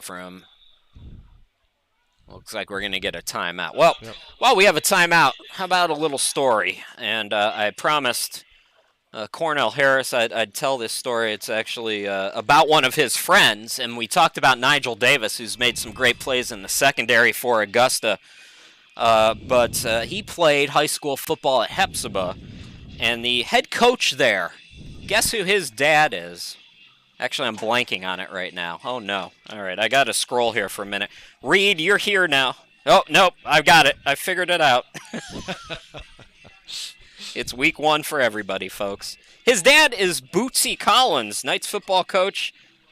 Dad is Bootsy Collins, and I actually know Bootsy Collins. Did you listen to any of the P-Funk? The Funkadelic music back in the day? Yeah. Bootsy Collins is a mainstay at the Rock and Roll Hall of Fame.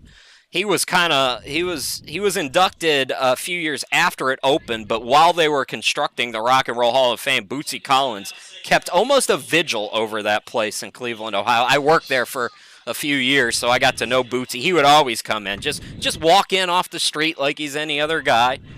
So it was a nice little story that I found on the Augusta United Twitter, and I had to share my experience with Bootsy Collins. So if Coach Harris's friend is out there, head coach at Hepzibah, shout out to you.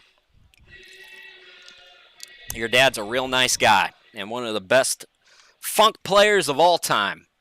So we got a second down and goal out of the timeout now, and more flags. It's getting painful. Yeah. Well, the defense just got their yards back. So, but you come off of a timeout, and then the first thing you do is offsides. It's got to be really frustrating for the coach. Yeah. Coach Harris not going to be happy with that. You know, those are the difficult ones where you really scratch your head and can't quite figure out what your team is thinking.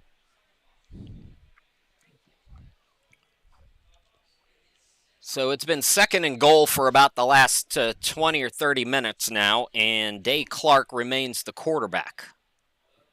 Nope, Morris is back in there. He gets the low snap, and throws it away. That's going to be a fumble, they say, and Palmetto Prep's going to pick it up. Yeah,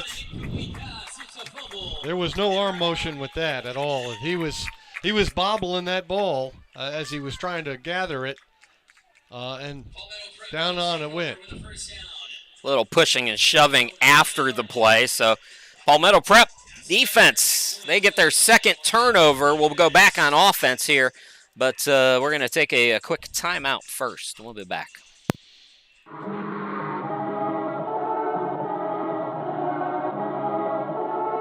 Excellent. I didn't say Simon Says.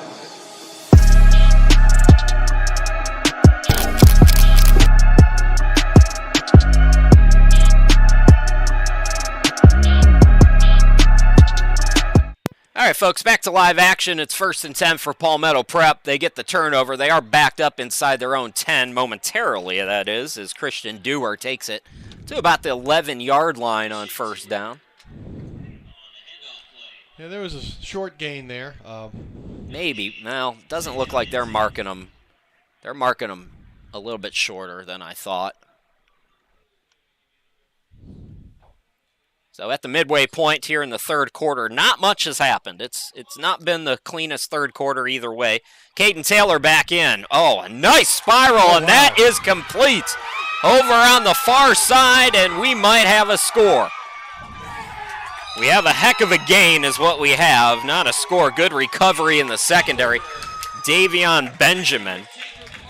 Jacob Parker takes it all the way to the 20-yard line.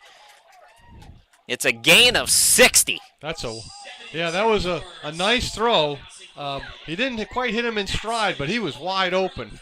And I'll tell you, that defender made one heck of a catch-up to get him. I thought for sure he was going to get in for 6. Hard to see those jersey numbers over on that far side, but Jacob Parker made a fantastic, and that was a nice spiral by Caden Taylor, too. He can really sling it. Taylor now, the handoff goes to... Well, it's going to be Diarra Suba, who's going to be wrapped up for a loss, it looks like, in a flag down. Yeah. And it is on the Palmetto Prep. And that's...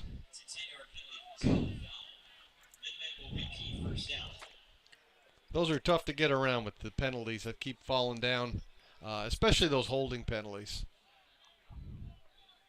Caden Taylor, as we talked about, very much a dual threat. We saw his arm on display that time on that nice completion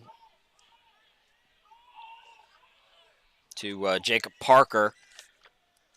Going to have to do some throwing again, it looks like, 1st and 20. Taylor over the middle, pass is caught by Naylor.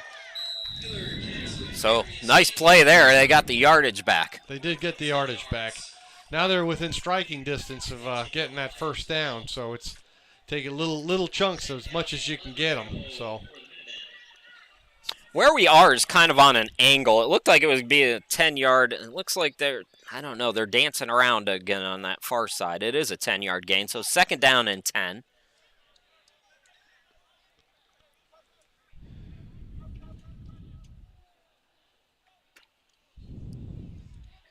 Hand off to Littleton, who's come back in. Littleton, well, he just drags people. Yeah, he's a power back, that's for sure. he's going to get you your chunks of yards. Not quite enough, but he still got him a big group of them back.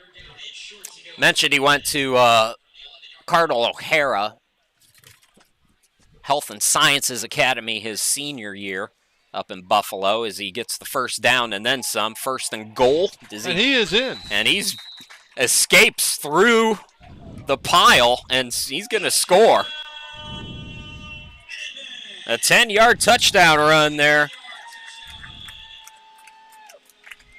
Yeah, and they got the guy down with the yellow shoes. I'm not quite sure his name, but it looks like he got stepped on when Littleton was going through that middle. But he's down with some type of calf muscle. Hopefully he's okay.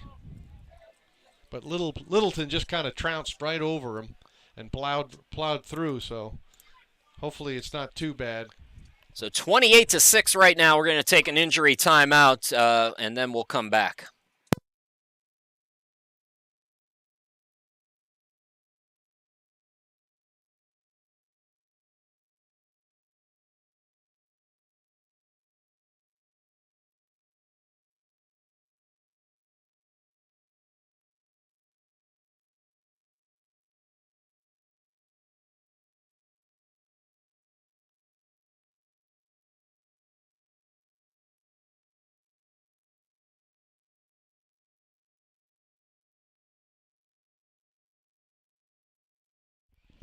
All right, back to live action. So a 10-yard touchdown run for Littleton. 3 rushing touchdowns by the Buffalo Backs for Palmetto Prep.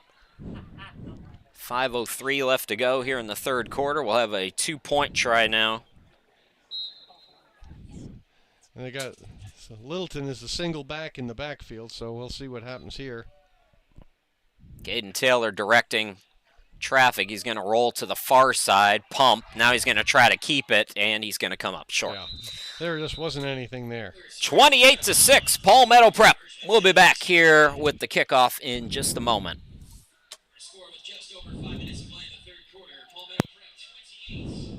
Yeah, this gnat is annoying.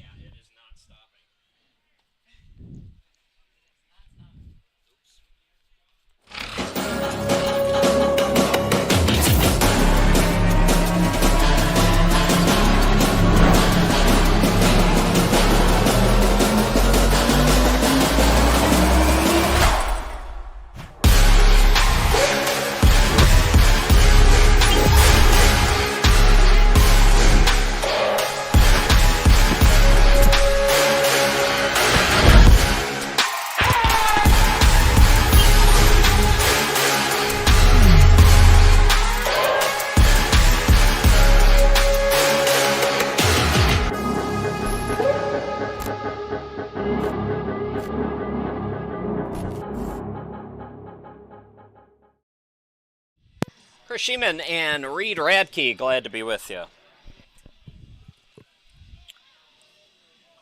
Kickoff is away. This time it's taken by Dyshawn Jones, who shows a good burst of speed. He's going to be stood up around the 45-yard line.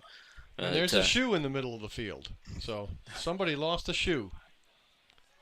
First down from the 45-yard line. I don't see anybody picking it up. Yeah, there he goes, number 1. He's kind of skipping off. Oh, the so field he ran that without his shoe. Nice return there by Jones, Summit Academy. 28-6, Minutemen in control. And really now, Reed, if you're Augusta on offense, you've got to get it together and you've got to score points. Yeah, they got to stop the fumbling, and the snaps have got to get better. Right now is when you got to really be focused. If you don't want to get too blown out in the game, then now is when you got to make your move. Dobie Clark back in, another bad snap. Ellis is going to pick it up and try to run with it, and he's not going to get anywhere close to the line of scrimmage. No, that's this is getting sickening now. I don't think I've ever seen so many bad snaps in a game like this. This is almost about a dozen now that we've seen this happen. Kentrell Jones, who's from Augusta, here at Palmetto Prep, making the stop.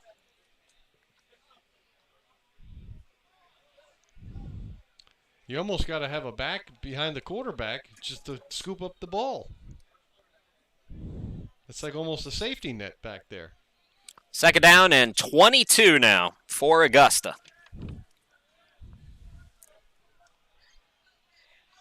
Clark passes complete over on the far side and a nice run. A first down and then some. It's a gain of 40. Yep, they got it back and then some. You're right. They got themselves a first down. Pass is complete by Zacharias Cone, I believe. If Augusta could just focus and make these plays without fumbling, I think they would be a lot closer in the matchup here. They've got a lot of athleticism, especially at the receiver spot. I knew they were going to be deep as Ellis gets the handoff and gains about 3. Again, all I got from Augusta was a number and a name, but a lot of their players, according to my research, have played multiple positions, done different things, and there's a lot of depth at receiver for this team. So if you can get them the ball, if you can get the ball to the quarterback, that's step one, and then the quarterback get it to them, look out. Yeah. When things go right, they seem to move down the field. But Dobie Clark, little toss to Ellis. Ellis, couple more. Third manageable coming up here. Well, that cone is, you'll learn this about me, Reed, and just looking at me, you know I root for the short guys. Cone's a little dude. He's right at the top of my list automatically. So third down and 5. Good test here for the defense. They haven't been in many situations like this today. Clark looking on the near side. Passes a little bit off, but it's caught by Brown, and here he goes. All the way into the secondary. He's stopped at around the 10-yard line. Tackle on the play. Ethan Brule-Gonzalez, last man of hope there for Palmetto Prep. Absolutely. And the receiver made a good adjustment on a poorly thrown ball that was behind him. Made a good adjustment, juked one tackle, and then made it on down to the field. So it was really good receiving core there. Same formation. Minute 35 to go. Dobie Clark throws it over the middle, and we got a touchdown. Brown with the catch from 10 yards out, and Augusta not going quietly as they score for the first time here in this second half to keep things interesting. Yeah, and they're gonna go for 2 as well. If they can avoid the turnovers and the fumbles, I think Augusta is a pretty good, solid team. They just keep shooting themselves in the foot with bobbling the ball. Oh, there we go again. Another trouble spot, and Dobie Clark just has to throw it away. So 28-12, Palmetto Prep still in control, but Augusta hanging around. We'll be back here in just a moment.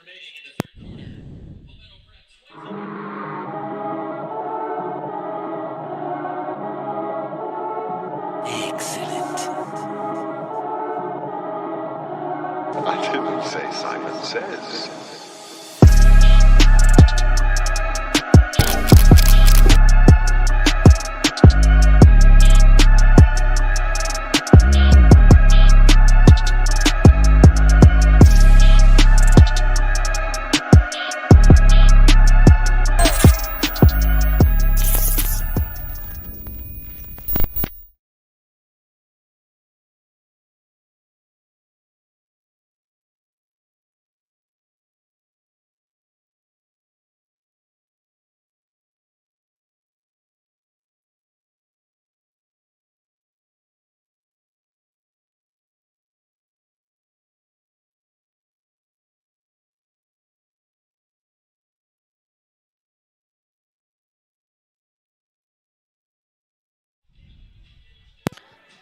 91 seconds to go here in quarter number 3, 28-12. Palmetto Prep ready to get the football back. Chris Sheeman and Reed Radke here with you. The clouds have started to take over again. Again, I still think we're going to be okay weather-wise. The weather is crummy everywhere but here. There's literally a circle of storms all over the place, but they're relatively far away from us where they shouldn't affect us. Kick is away, and on one bounce, it's going to be taken on the far side. I believe it's Wells. Yeah, it is Xavion Wells coming to the near side now at the 25 and dives ahead to the 29-yard line. Worst field position, other than that, after the defense got a goal line stand, Right. Palmetto Prep turned it over, but on a kickoff, this is the worst field position. Yeah, we have a late flag that just got thrown in there. I'm not sure what it is. You had a player down. I think it might be unsportsmanlike, but I guess we'll find out. First of 5 straight to start the home portion of the season. Like I said, folks, we'll be together a lot, including next Sunday. Myrtle Beach Prep is in town. First of 2 between Palmetto and Myrtle Beach Prep that we'll have for you. The first one coming next Sunday, and the last one will be the last game of the regular season on November 6th. So Palmetto Prep, first 5 at home, and then they play 4 of 5 on the road, starting with at Brevard on October 2nd. Birmingham and the Georgia Knights are the other members of the post-grad football conference that Palmetto Prep is playing in. Those first meetings will be on September 11th against the Georgia Knights and September 25th against Birmingham. So big games there. Those are the 4 games. If Palmetto Prep wins 4, or I would say it 3 out of the 4, they would host the championship game that would be on November 13th. What was the penalty while I was yapping?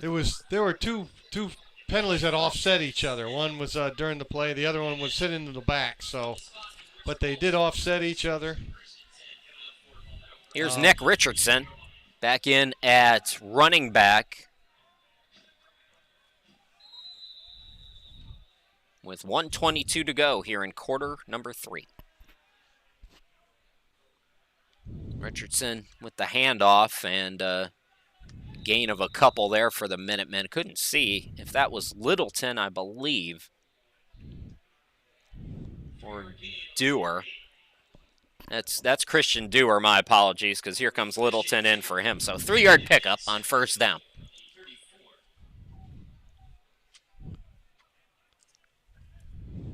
Braxton Turner has come in. In motion is Chandler Crooks. He's slotted nearest to us. Handoff goes to Littleton. Littleton, again, bowling over people. Yeah, he just kind of moves that pile. It's amazing to see it. It's a gain of 5 down, or up to the 39-yard line, I should say. Inside 30 seconds left to go. We'll probably have this third down play. We have seen a lot of passing. Cuthbertson is in at receiver. He's the lone receiver on the far side of your screen. And before that, we got a whistle with 16 seconds to go. There's something going on with Littleton. He keeps holding his head, so something's up. I don't know if he got his bell rung, but he keeps grabbing his helmet. And I think the umpire saw it and whistled and said, I go get checked out. So Christian Dewar will come in for him.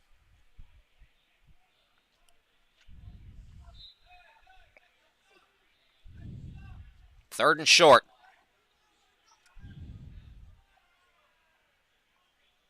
Richardson going to hand it off. Dewar has the first down past the 40. Nice juke move, 45. And he's close to midfield. They're going to spot him at midfield, as a matter of fact. Yeah, and there's the quarter. 3 quarters in the books, 28-12. Palmetto Prep in control. They're driving. We'll have the fourth quarter here in just a moment.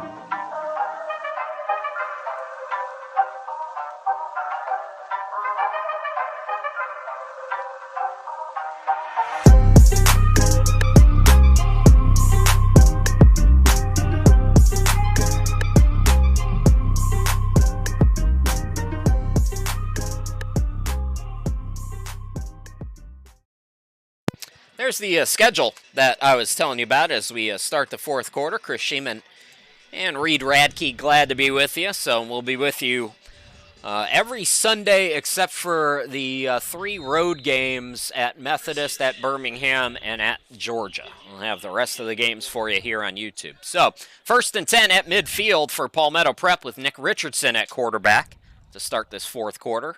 He's going to keep it to the 45, took a shot, and gets down to the 42.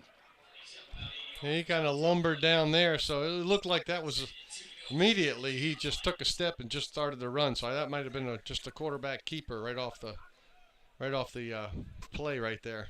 Floyd, I believe, who's from Greenwood, South Carolina, not far from here, making the stop for Augusta. Augusta's going home for their home opener on Saturday against Omega Prep, and then they'll be at Gordon State the following Saturday. Handoff going to go to Darrell Taylor, and he's going to be wrapped up in the backfield. You know, they've tried that a few times, Reed, and it hasn't really worked here today. No, it hasn't. Augusta's been all over that. I think they've been maybe planning for that play because they seem to shut it down every time. Darrell Taylor from the Charlotte area as well, onto Lake Norman charter. So a 3rd down and 6 for the Minutemen. Richardson getting some instruction.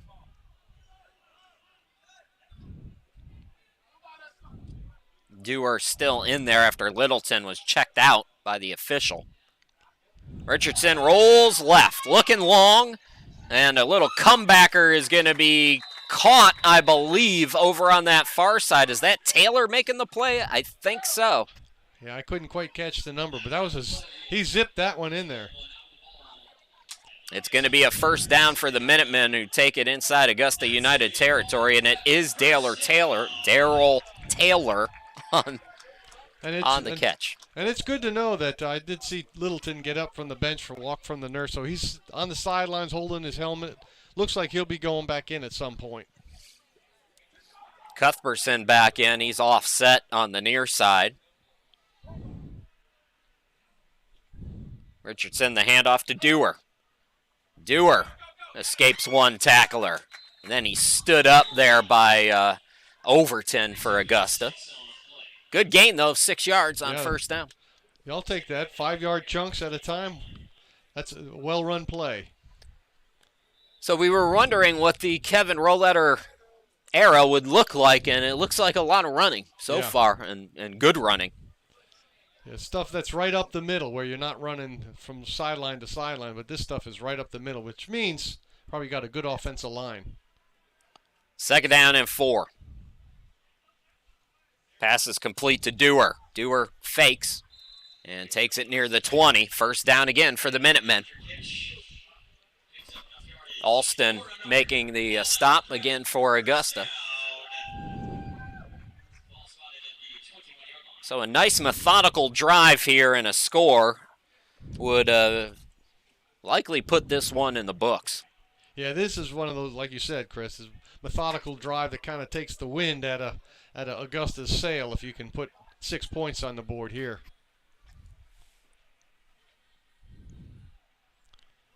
Good to see Damian Littleton come back in. Now Augusta with a little confusion. They were going to send off Alston. Now they got to call timeout and talk about it. Yeah. So we got a timeout. We're going to step aside once again, and we'll come back with this 1st down play coming up.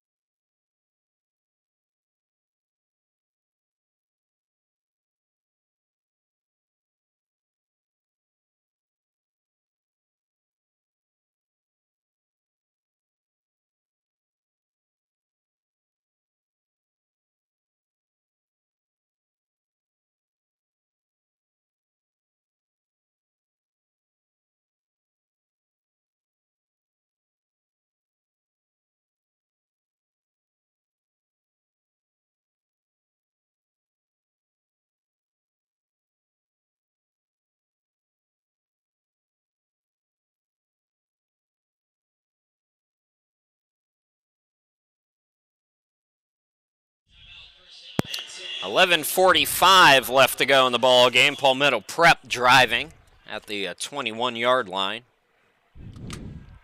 Littleton and Richardson in the backfield. In motion is Crooks.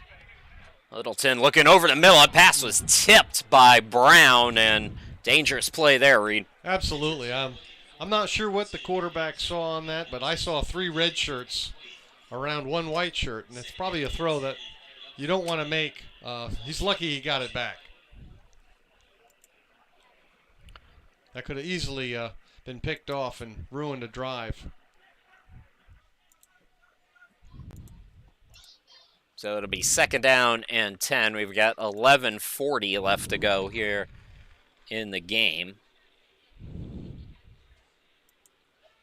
And another broken play there. Good penetration.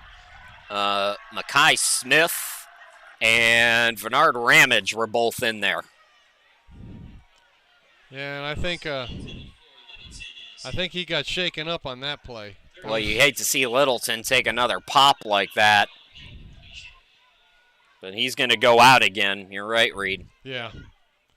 Yeah, he's a little shaken up now.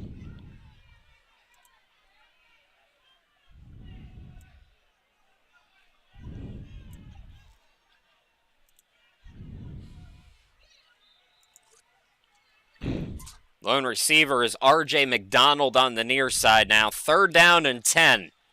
Not much has worked for Palmetto Prep these last couple of plays. Richardson looking for McDonald and forced it, and it's picked off. Nigel Davis has it at the 20, 30, 40. Gets around one defender, 50, 40, 30, 20, 10.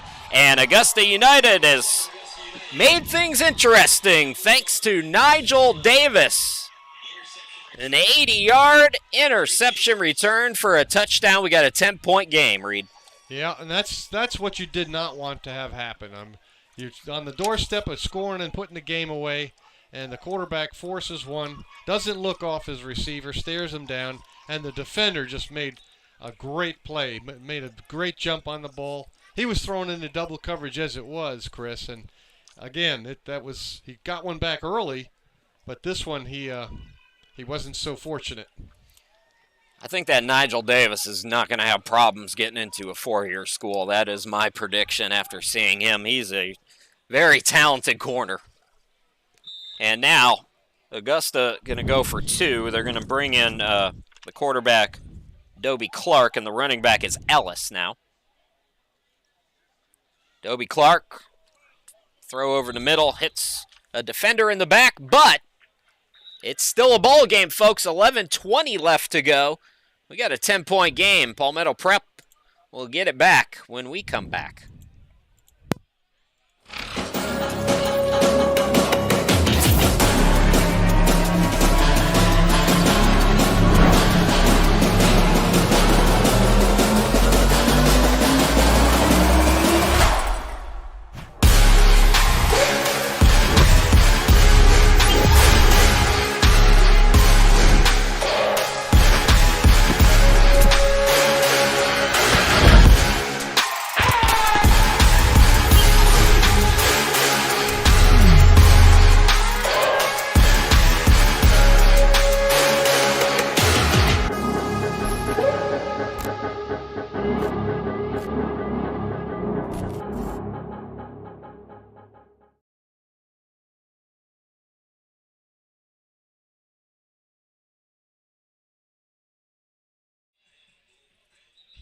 Welcome back, everybody. Chris Sheeman, Reed Radke here with you. Reed, I'm spilling water all over the place, so you take the reins here for a couple minutes. Give us your thoughts on the game so far. Well, it seemed like Palmetto had the game kind of in control. They're moving down, and then after that timeout that they had, that everything kind of fell apart on them. One run that didn't gain him much, and then a throw that he got lucky to escape from an interception, and, of course, the final interception there when he threw back into double coverage and really stared down the receiver and looked right at that corner. So right now you find yourself in a bind where you've got to focus on turning the mistakes away. You've given back momentum to Augusta. Kick is away. And I believe that is Justin Poe. Yep, Justin Poe with the return out to the 35-yard line. Stopped on the play by Overton.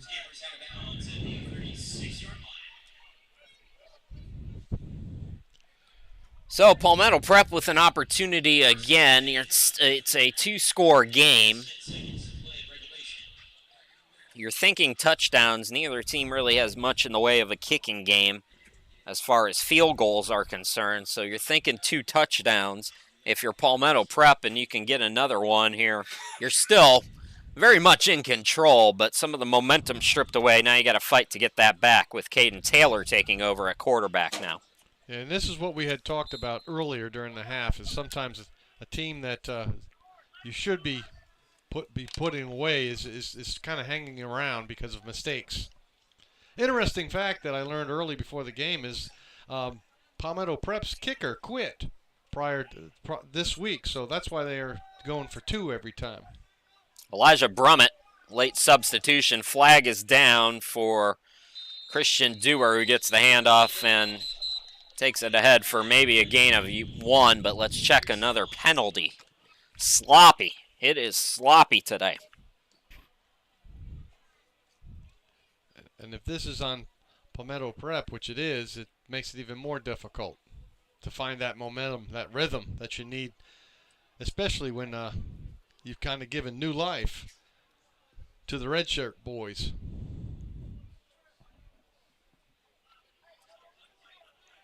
Well, it looks like they declined the penalty. Huh. That's a little confusing there. I'm not sure. Now it's only 2nd down and 9, so really don't understand that one. Maybe they got dinner dates. Places to be. So Caden Taylor on 2nd and 9.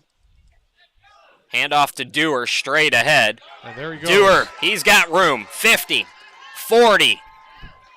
Cuts it back, and he gets down to the 31-yard line. And that really started, Reed, with the quarterback deception there. Yeah, that was well done by the quarterback. The handoff to completely put the defense in a stopped motion where they couldn't make a move on him. So a big play there and a needed play for the Minutemen to get some momentum. Didn't take the penalty, and there you go. Dewar again. This time he's going to be stopped in the backfield. Keanthony Stringer, and I believe that's J.V. Brookins as well on the stop. And he lost his helmet on that tackle. So here comes not sure who number. Xavier Wells is going to come in now, the third running back here today for Palmetto Prep. And Damian Littleton is taking a couple of big shots. We haven't seen him return. In fact, I can see him. He's getting looked at by the trainer right now. So going through those protocols. 2nd down and 12 now for the Minutemen. Inside 10 to go, 9:49 to be exact. Minutemen driving again. And Wells is a receiver, so it'll be interesting to see how this goes. This was planned, though. Xavier Wells was listed as a running back on the depth chart that they sent me, so not total surprise. Now he's going to come out. Looks like Littleton's going to come in. So did we have a delay of game there? Is that what that was? This is kind of what happened last year, too. We talked about it early on, and you make some progress, and then you start kicking yourself in the foot again. Yeah, it really kind of eliminates the momentum you can get. Taylor looking big, and that's going to go out of bounds. It was intended for William Hawkins. And we got a big fella just hurt his ankle. So a player is down. It's Jaden Burtz, the left tackle for Palmetto Prep, and he's quickly off, which is favoring that left ankle. So 3rd down and long now. And again, ideally here, you're in 4-down territory. Clock continues to run.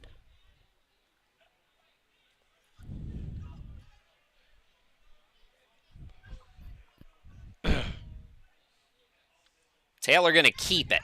Now looking to throw, being rushed and sacked. Caleb Jones. Some of the fans not happy with the way that hit was applied by Jones, but it was clean. It was clean. It was just a little rough. I think fans are getting upset knowing that Augusta is within striking distance, and it was a poorly run set of series there for Palmetto Prep. If you're not totally experienced with post-grad football, 8:42 in game time at the post-grad level is not like 8:42 in game time at like the NCAA level, so it's a little less than what you think, but still 2 possessions are more than in play here for Augusta. And that's all they would need right now, as Caden Taylor with another nice pump on the run. Benjamin to the 40. Benjamin 45-50. Dances around 45-40, and he's finally going to be tackled by Tyler Lassiter. But good field position for Augusta, and right now it's nervous time for Palmetto Prep. Yeah, I would think that some of the thoughts on the sideline are starting to reel. And, hey, this is getting, you're getting tight now because they're within striking distance and wonderful field position here. That's what you got to love about this game. This game was headed towards blowout territory, and one play, and all of a sudden things completely change. It can fall apart on you very quickly. Dobie Clark is the quarterback again. Ellis is the running back. Dobie Clark throws it low, and I believe that was picked off. Yes, it is. It was picked off. There's a great Xavier play. Wells makes another play. Wow, that was a great play there. I mean, he had to really dig down into the grass to get it, but he went and got it. Xavier Wells is localish. He played at Lakewood High School, Sumter, South Carolina. He had 18 previous Division I offers. 18 that I could count. Now, some of these websites are unreliable, but for the most part, he had a lot of Division I offers, Xavier Wells. And you can see why some of the plays that he's made today. Yeah, he actually put them in a good spot because they needed a play there, and that's exactly what they got from Xavier. Nick Richardson back in at quarterback. Christian Dewar remains the running back.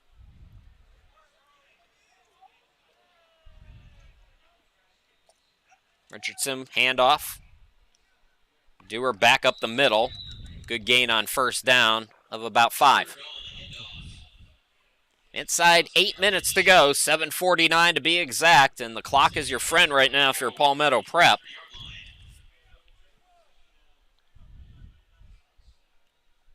Be interesting to see what the running totals look like. They got to be over 200 yards. You would think. It seems that that's where their success is coming from on offense. There have been a couple big pass plays here today. Dewar again finding the space, bouncing off a tackler at the 45, and a shoestring tackle by Benjamin, but not after another Palmetto Prep first down. Yeah, that was he brought him up to midfield there, give him some breathing room, really.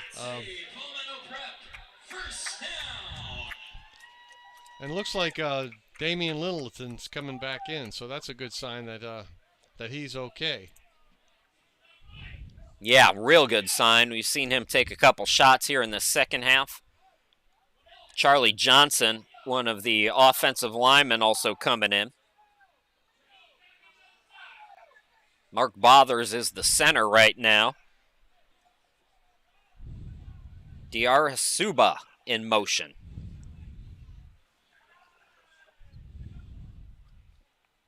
Richardson now looking to throw, facing some pressure, gets it over in the middle, and it's caught. Darrell Taylor again, another first down at the 41-yard line.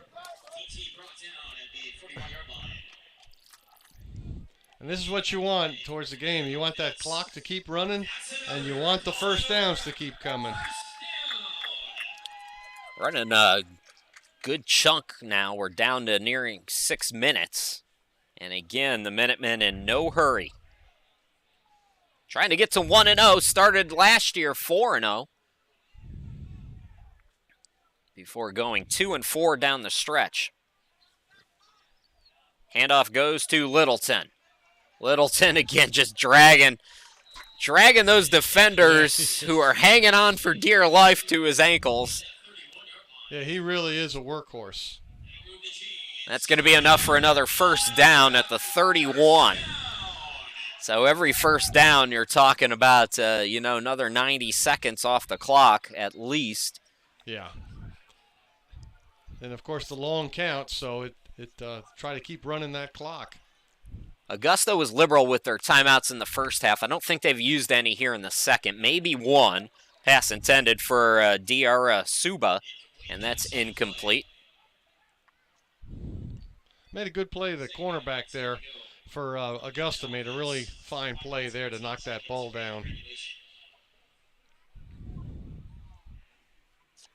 Mentioned 6-4 last year. Of course, no season in 2020. We're a couple players from last year I wanted to shout out, specifically Chase Davis. He gets to play for his hometown team, and his hometown team is Alabama. He was a fantastic linebacker. 2nd down and 10. Littleton is stood up in the backfield, and he's going to be taken down for a loss. Good tackle there by Ramage for Augusta United. Are you throwing on 3rd down? I think, Chris, here I think I'm gonna run the ball. I really do. There's no sense to potentially have it picked off in a turnover here. You're 2 downs maybe. You don't have a kicker, so maybe you run the ball in hopes that you get a good opening. Nick Richardson's looked good throwing the ball, and they will throw it, and DRS Suba has dropped it. Yeah, he was thinking about running before he caught that ball, and you could see his feet turn as the ball hit him, and it just hit him in the hands and dropped. He's a first-team All-Region player in Georgia, track and field state champ back in 2021. And like Reed said, the track and field part of his brain was moving before his football part. Yeah, he had some open running space, and I think he knew it. I think he was too eager to get going, so. Darius Naylor in at tight end. Bunched up formation now. They're going to throw it, and that is going to be caught. But it's going to be short. It will be short of the first down. The pass by Diarra Suba. Yeah, that was Naylor. But it will be Augusta football. Now they've got 4:29 to work with, right? Yeah. I think they were just trying to keep that clock running. Did a little bit of surprise there. But they did come up short. Now they just got to play some defense here and let that clock wind down. The weather does seem to be taking its toll on some of these bigger guys, though. I see hands on hips, and I see some of the fans waving the heat. Morris back in at quarterback, looking long, and it's a jump ball, nicely batted away there by Trey McGahee. Yeah, he was well covered. It's very difficult to try to make that catch. We've gotten a lot more a lot more sunshine than I think was previously anticipated, and yeah, we've been doing this now. It's about 2.5 hour mark. Starting to see some tired bodies out there, like you said. This is the time when you're the defense where you really want to get in there and give the offensive line some fits as they're starting to tire out. Morris slings it on the far side. It's dropped by Cone. Yeah, that was right in the hands as well. So not much activity on the first 2 downs, and a must here on 3rd down. Maybe you start thinking 2-down territory at this point too.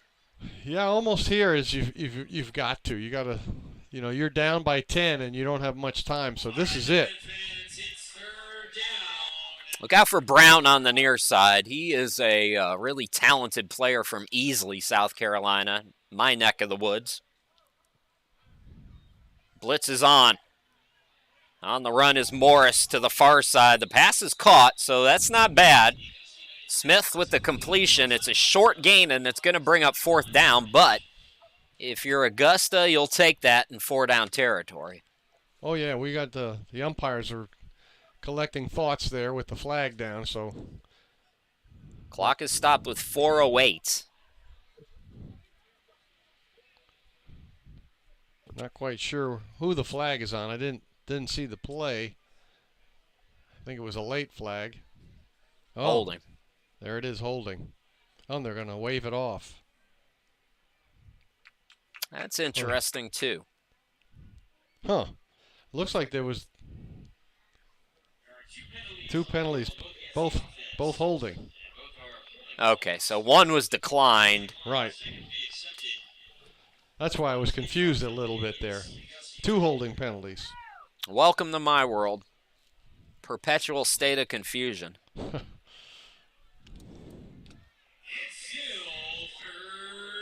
So 3rd down and long now. Yeah, now this is a must play here.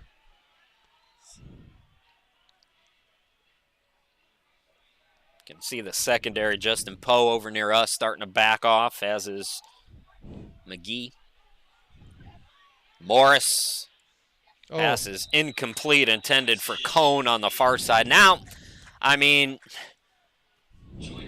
I guess you go for it, but you really probably should just kick it away. Yeah, this situation here is you want to be competitive, and you don't want to just give them final points to end the game. But boy, this is a tough one where sometimes you got to relent and say, hey, we got to kick it. And I think that's just what they're doing. All right, our big man. I believe it was Keanthony Stringer the last time.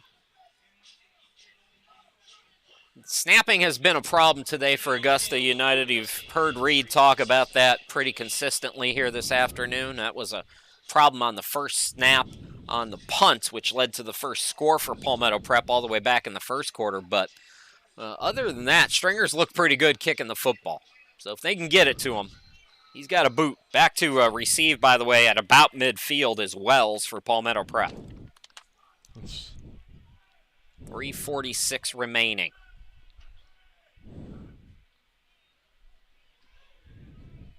Yeah, another good boot. Backing up Wells, who catches it at the 45-yard line. Trying to get to the outside, and we've got another flag down, too. Just inside Augusta territory, but like Reed said, let's check on the flag. Yeah, they were out before the return, which I saw him before he caught it. Yeah, so I'm not sure if they had somebody, an extra guy step on the field or what. Well, I guess we'll find out soon. But it was a good kick. I mean, he got him out of trouble, and that's just what you want from your punter. We are crawling to the finish line of this one. Yeah, it's gotten a little sloppy late. So they called it on Palmetto Prep. Again, it was declined, so Minutemen will have good field position, but really, they're about 2 first downs away from running this out and going to 1-0 on the year, Reed. Yeah. You got to be happy if you can get out of here with a victory, because, like I said, at times it looks sharp, but then there's been way too many mishaps, fumbles, turnovers, penalties, and those things are going to bring you back for next week so you can eliminate those.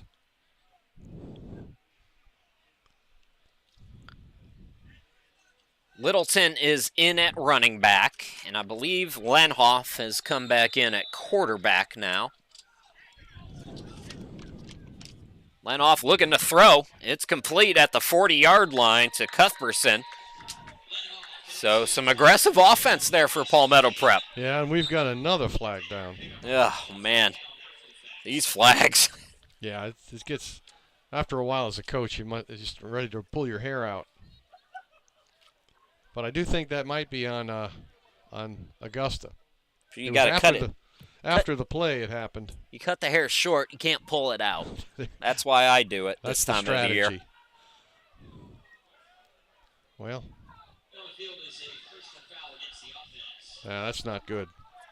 When you make a play like that to move downfield and then somebody does something foolish, and now you've negated that 6-7 yard advance. When it's 28-18 and you've got the 28, just let them 28 points do your talking and run the clock out, please. Yeah.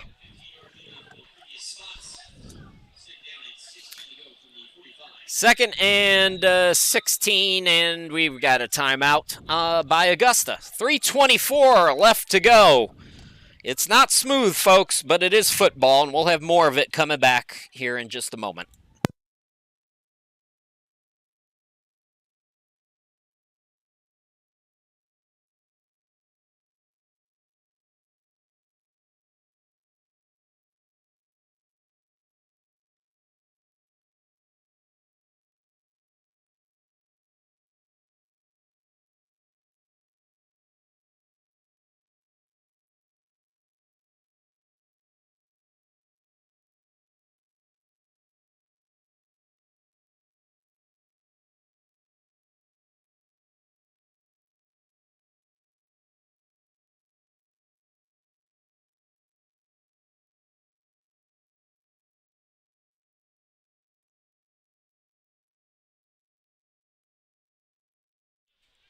Welcome back, everybody. Second down and 16 yards for the Minutemen back at their own 45 after the personal foul penalty. It's Lucas Lenhoff at quarterback, Damian Littleton at running back, and 3:24 to go.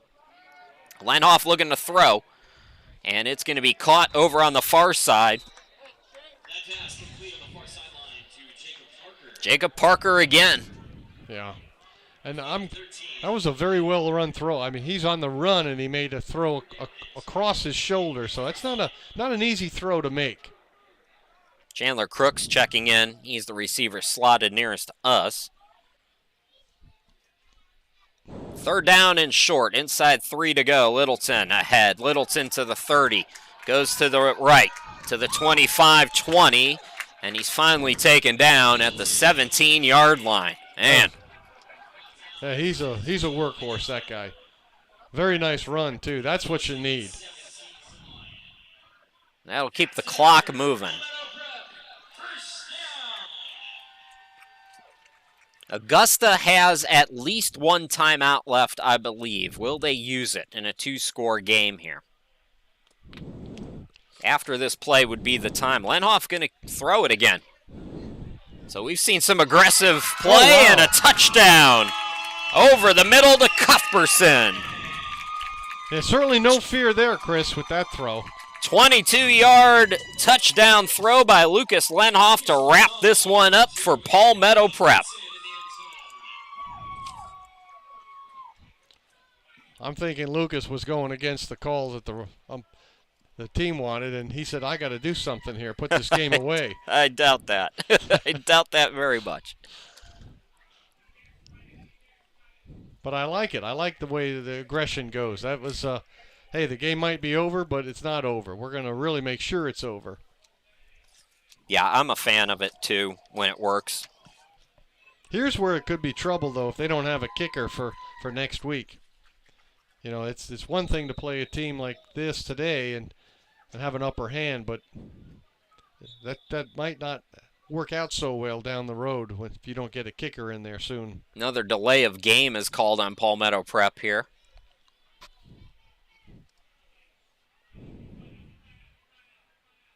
And that's a penalty, really, when you're going for it. You don't really mind, do you? Because you have a little more room to work with. Right, it opens up the field. Gives your receivers more room if you're going to throw it. But if you're running it, maybe not so much.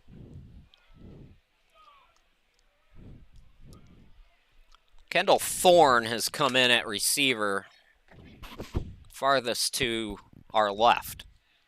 Lenhoff looking for him. It's going to be a jump ball, and Oh. it's over the head.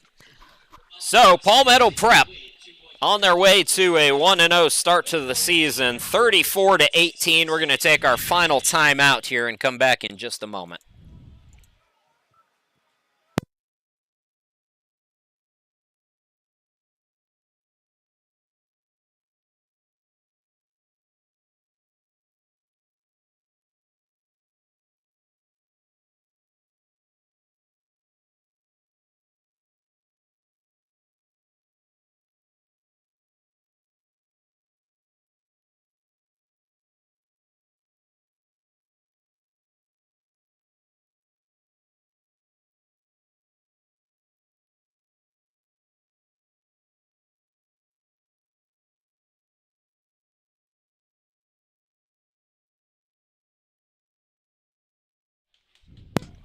(34-18), Palmetto Prep getting ready to kick it off, and again it'll be Braxton Turner.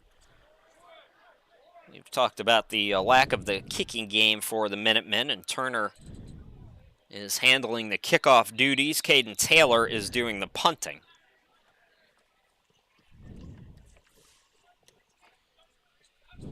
Little pooch. Handled by Benjamin at the 26, takes it to the 30-35, trying to get to the outside, Ooh. and he is stopped. I believe that was Trey McGahee again. Yeah, that was a wonderful open field tackle on that one to keep him from gaining any more yards. Trey McGahee from Asheville, my favorite city.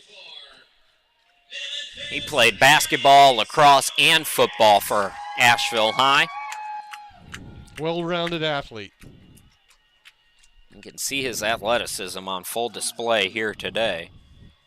If you're just joining us, he had a 55-yard interception return from a touchdown to close out the first half.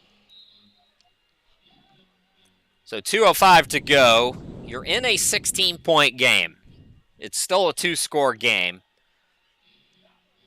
But now time is a factor. Yeah, you need a lot of help. And they're going to hand it off. New running back, Isaiah Taylor.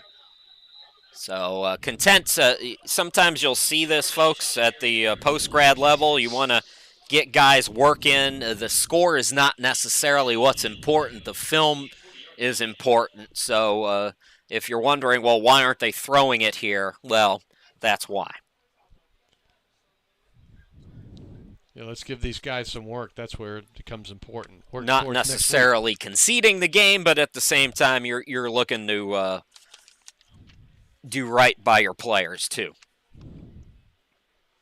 Morris play action, tries to keep it, and Brian Edwards, I believe that is, taking him down. Yeah, I'm not so sure I would have called that play, but they spent a lot of time at the line of scrimmage, wasting a lot of time when you really didn't have to run a play like that. That's a little confusing. Kentrell Jones is coming in. Another Hepzibah product. This time for Palmetto Prep, though. Again, look out for Brown. He's nearest to us. Third down and short here with 40 seconds left to go in the game. Morris, another low snap. He's going to keep it, and I think he's going to be just a little bit short of the first down with a half a minute left to go.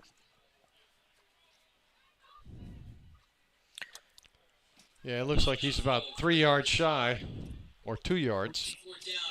Read some final thoughts from you as we wrap up play here today. Just that looks like Palmetto Prep has got some work to do, working on some of their, holding on to that ball and the penalties. Those are the things that can kind of kill you going into the next week. So I'd like to see them fix those. And as far as Augusta, if they could eliminate their fumbles and their snaps, I think they could turn out to be a good squad. The rushing game plays a key role. Palmetto Prep wins 34-18. Once again, folks, we'll be with you next Sunday against Myrtle Beach. That should be a fun rematch. Myrtle Beach is a very talented program, so we'll have that one for you. All times are 2 o'clock, so we'll be with you Sunday at 2. My thanks to Reed Radke for joining us. Good to have you with us here on this first one. Once again, your final score, Palmetto Prep 34, Augusta 18. Thanks for watching, everybody. We'll see you again.